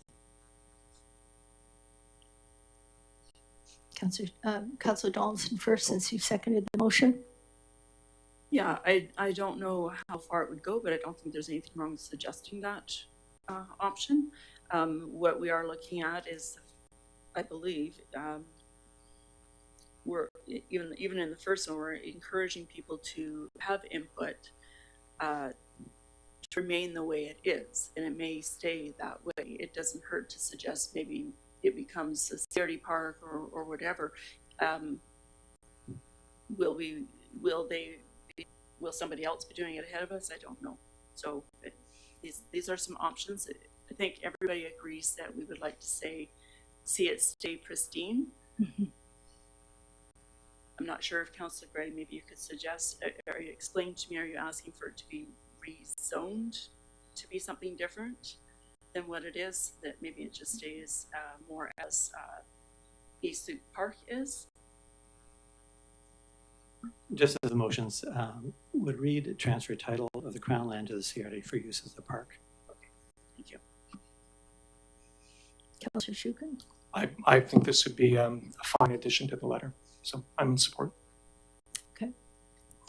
Yeah, I'm a little bit reluctant. I think it's a great idea. I'm just reluctant because this is a motion on the fly. Usually motions on the fly cause a whole bunch of different confusion. We haven't got a report on what the process would be. I think the intent and how it will be worded, the intent to preserve this land space to remain in its current situation, in its current form, and not be subject to these applications that come forward. Yeah, okay. Well, I'll call the question on that motion. All in favor? And that's unanimous. Okay. So with that, that's the end of the agenda. We have, this is before 9:30, we have time for question period. Should members of the public want to ask any questions, please come to the microphone and provide your name and your address or your street. Thank you, Mayor, Council, staff, citizens. Dave Saunders, Silk Road. To the soil report, and I mean no disrespect, but we're pinching pennies in our budgets, but we've asked for external support to be granted. That, I assume, comes from consultants. So I can tell you from my business, when I hire a consultant, I give them parameters in which to report from. I didn't see or hear any parameters in which you're giving to staff that are busy, and I have respect for staff that they'll come in within budget, but I don't see any type of budget for the report, especially that it's been expedited. So I would suggest that it's either, I'm not sure what you would throw out there. I don't have the full knowledge of staff or what you're trying to achieve by this. So is it 5? Is it 10? Is it 15? Is it 20? So I think some parameters need to be put on that external support. Thank you. Okay, thank you. At the beginning of the term, when we have new lawyers, the lawyer, Don Lidstone, recommended to us that we do a thorough bylaw review. And so one of the components of this sort of shoring up the loopholes, will be sending it to legal counsel for their input on an amendment to those bylaws. So that will be done as per usual. Go ahead. Did you want to comment, CEO Payette? During our discussion with the legal, we typically have a discussion about the costs and make sure that they're not out of line and fit within our operating budget. Thank you. Okay, go ahead. Gary Lam, Hackmore Drive. First question I have is, were there any accounting services provided by KPMG this year? Through the chair? Nope, just the audit. Okay, so there's no charges for accounting. It was all audit services. Good. Given, and this I don't know whether you can disclose it, but do you have a single level of materiality for the balance or for the consolidated statement of financial position and a separate materiality limit for the statement of operations? So the materiality, as I recall from the report, was set at $200,000. Is that what you're referring to? Well, yes. The point being, during the audit process, the auditor accumulates items going both ways, debits, credits, and at the end, they look at those and determine if there's anything that they feel is material that warrants disclosure in the financial statements. If not, they simply pass on it and disclose it to the CFO. In certain cases, you separate that level of materiality between the statement of financial position and the statement of operations. So, Through the chair. So the mayor's correct. They just set the materiality overall at 200,000. Then Okay. on a transactional basis, it was 10,000. Okay. But there is nothing that wasn't, anything they identified was corrected for.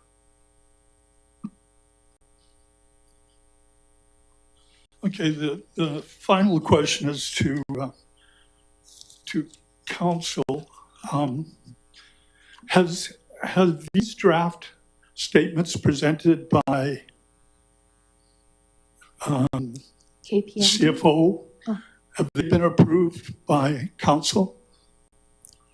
these, the statements that were available on this evening's, Yes. this is the audit report from Yeah. KPMG.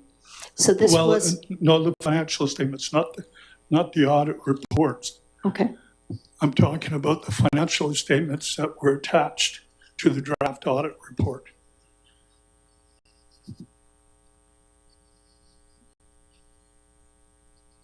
CFO, thank you. Through the chair. Not officially, we're still waiting on the final audit management report. And then once we've received their sign off on that, then council Okay. will adopt. So that being said, to the extent that there's errors in these statements, there can be changes made? Through the chair? Yep, there's still time. Okay. There are some errors that in these statements, so I'll talk to the CFO with it. Okay, Thank you. no problem.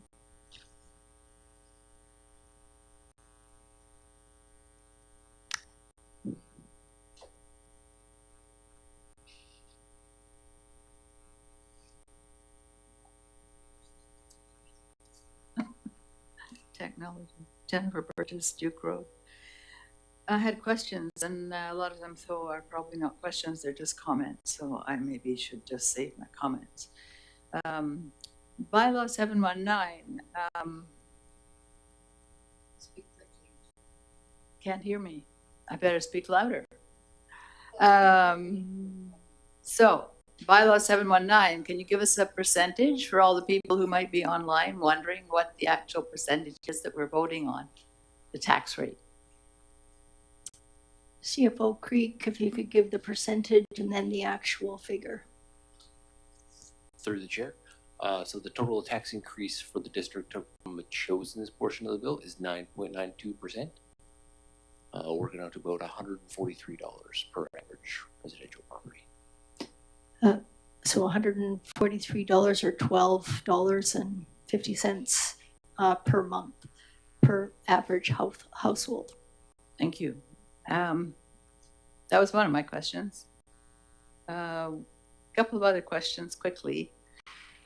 We seem to be sitting waiting for a $7 million grant that we have no inkling of whether we get it or not, but we're counting on it, quite seriously counting on it. What are you planning if it's not received? And one comment I might make is that in order to go forward with our fire hall, we have to have funds defined. We have to know where they're coming from, and we don't. However, it's an election year. If we must go to a referendum, the most cost-effective way to hold a referendum is along with the election year. So I just put that in your thoughts for now, and leave it as another question for you, maybe an important one, because it has been 4 years and we need to have a fire hall. Now, a couple of ideas about, I guess, the 5-year plan. Nonprofits. Well, we did a pretty funny thing this year with some nonprofits, but here's an idea that came up during the whole conversation, and that was that you seriously researched what other municipalities are doing relative to their nonprofit taxation situation. It never came back to the table. It's a tough one, but other municipalities stage the changes in the tax rates. They don't do the sort of total one-off that this municipality ended up doing. And that was researched, never brought back as an idea. Maybe that's in your plan. Maybe we'll stop there.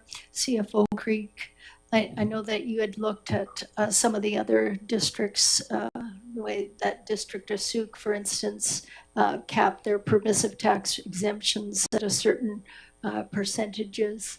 Can you comment on that regarding other jurisdictions and how they handled the permissive tax exemptions? Through the chair, thank you. Yes, a number of municipalities in the CRD will cap their permissive tax exemption value at a percentage of the total property tax revenue. So Souk did 1.75%. Over North Signage, I believe, it's 1.5%. And it kind of fluctuates from there depending on what it is. So right now, the district itself is giving out close to 2%, just in permissive tax exemptions. And then when you include the grants, leases, that type of thing, so we're up to close to 5% of total tax revenue being given to local groups. But more will come in June, July. We'll show the comparison to everybody else. Right. Thanks. And maybe one more question. I'm not sure if I got the right figure, but there's 2.3 million put into reserve this year. Was that the total that was added to reserve? And if it was the total, is that the equivalent of what was expended this year by reserve? Or how much over is being committed to reserve this year? Through the chair. The 2.3 was based on the 2026 financial plan. I still need to come back with a report after these financial statements are finalized with the real surplus. The auditor was describing to council in a previous meeting where the surplus on these financial statements is just the accounting surplus, not the actual surplus of funding that we do have due to the difference in funding for capital projects. So the actual allocation right now is just the amortization, which was about $1.4 million. And then our surplus will be in that $600,000 to $800,000 range. So it could be close to 2.3, but it won't be all the way there. Question was what was expended out of reserve too this year? Do you have that number? Or I know reserves are later in the year. You don't have to do them till June, July.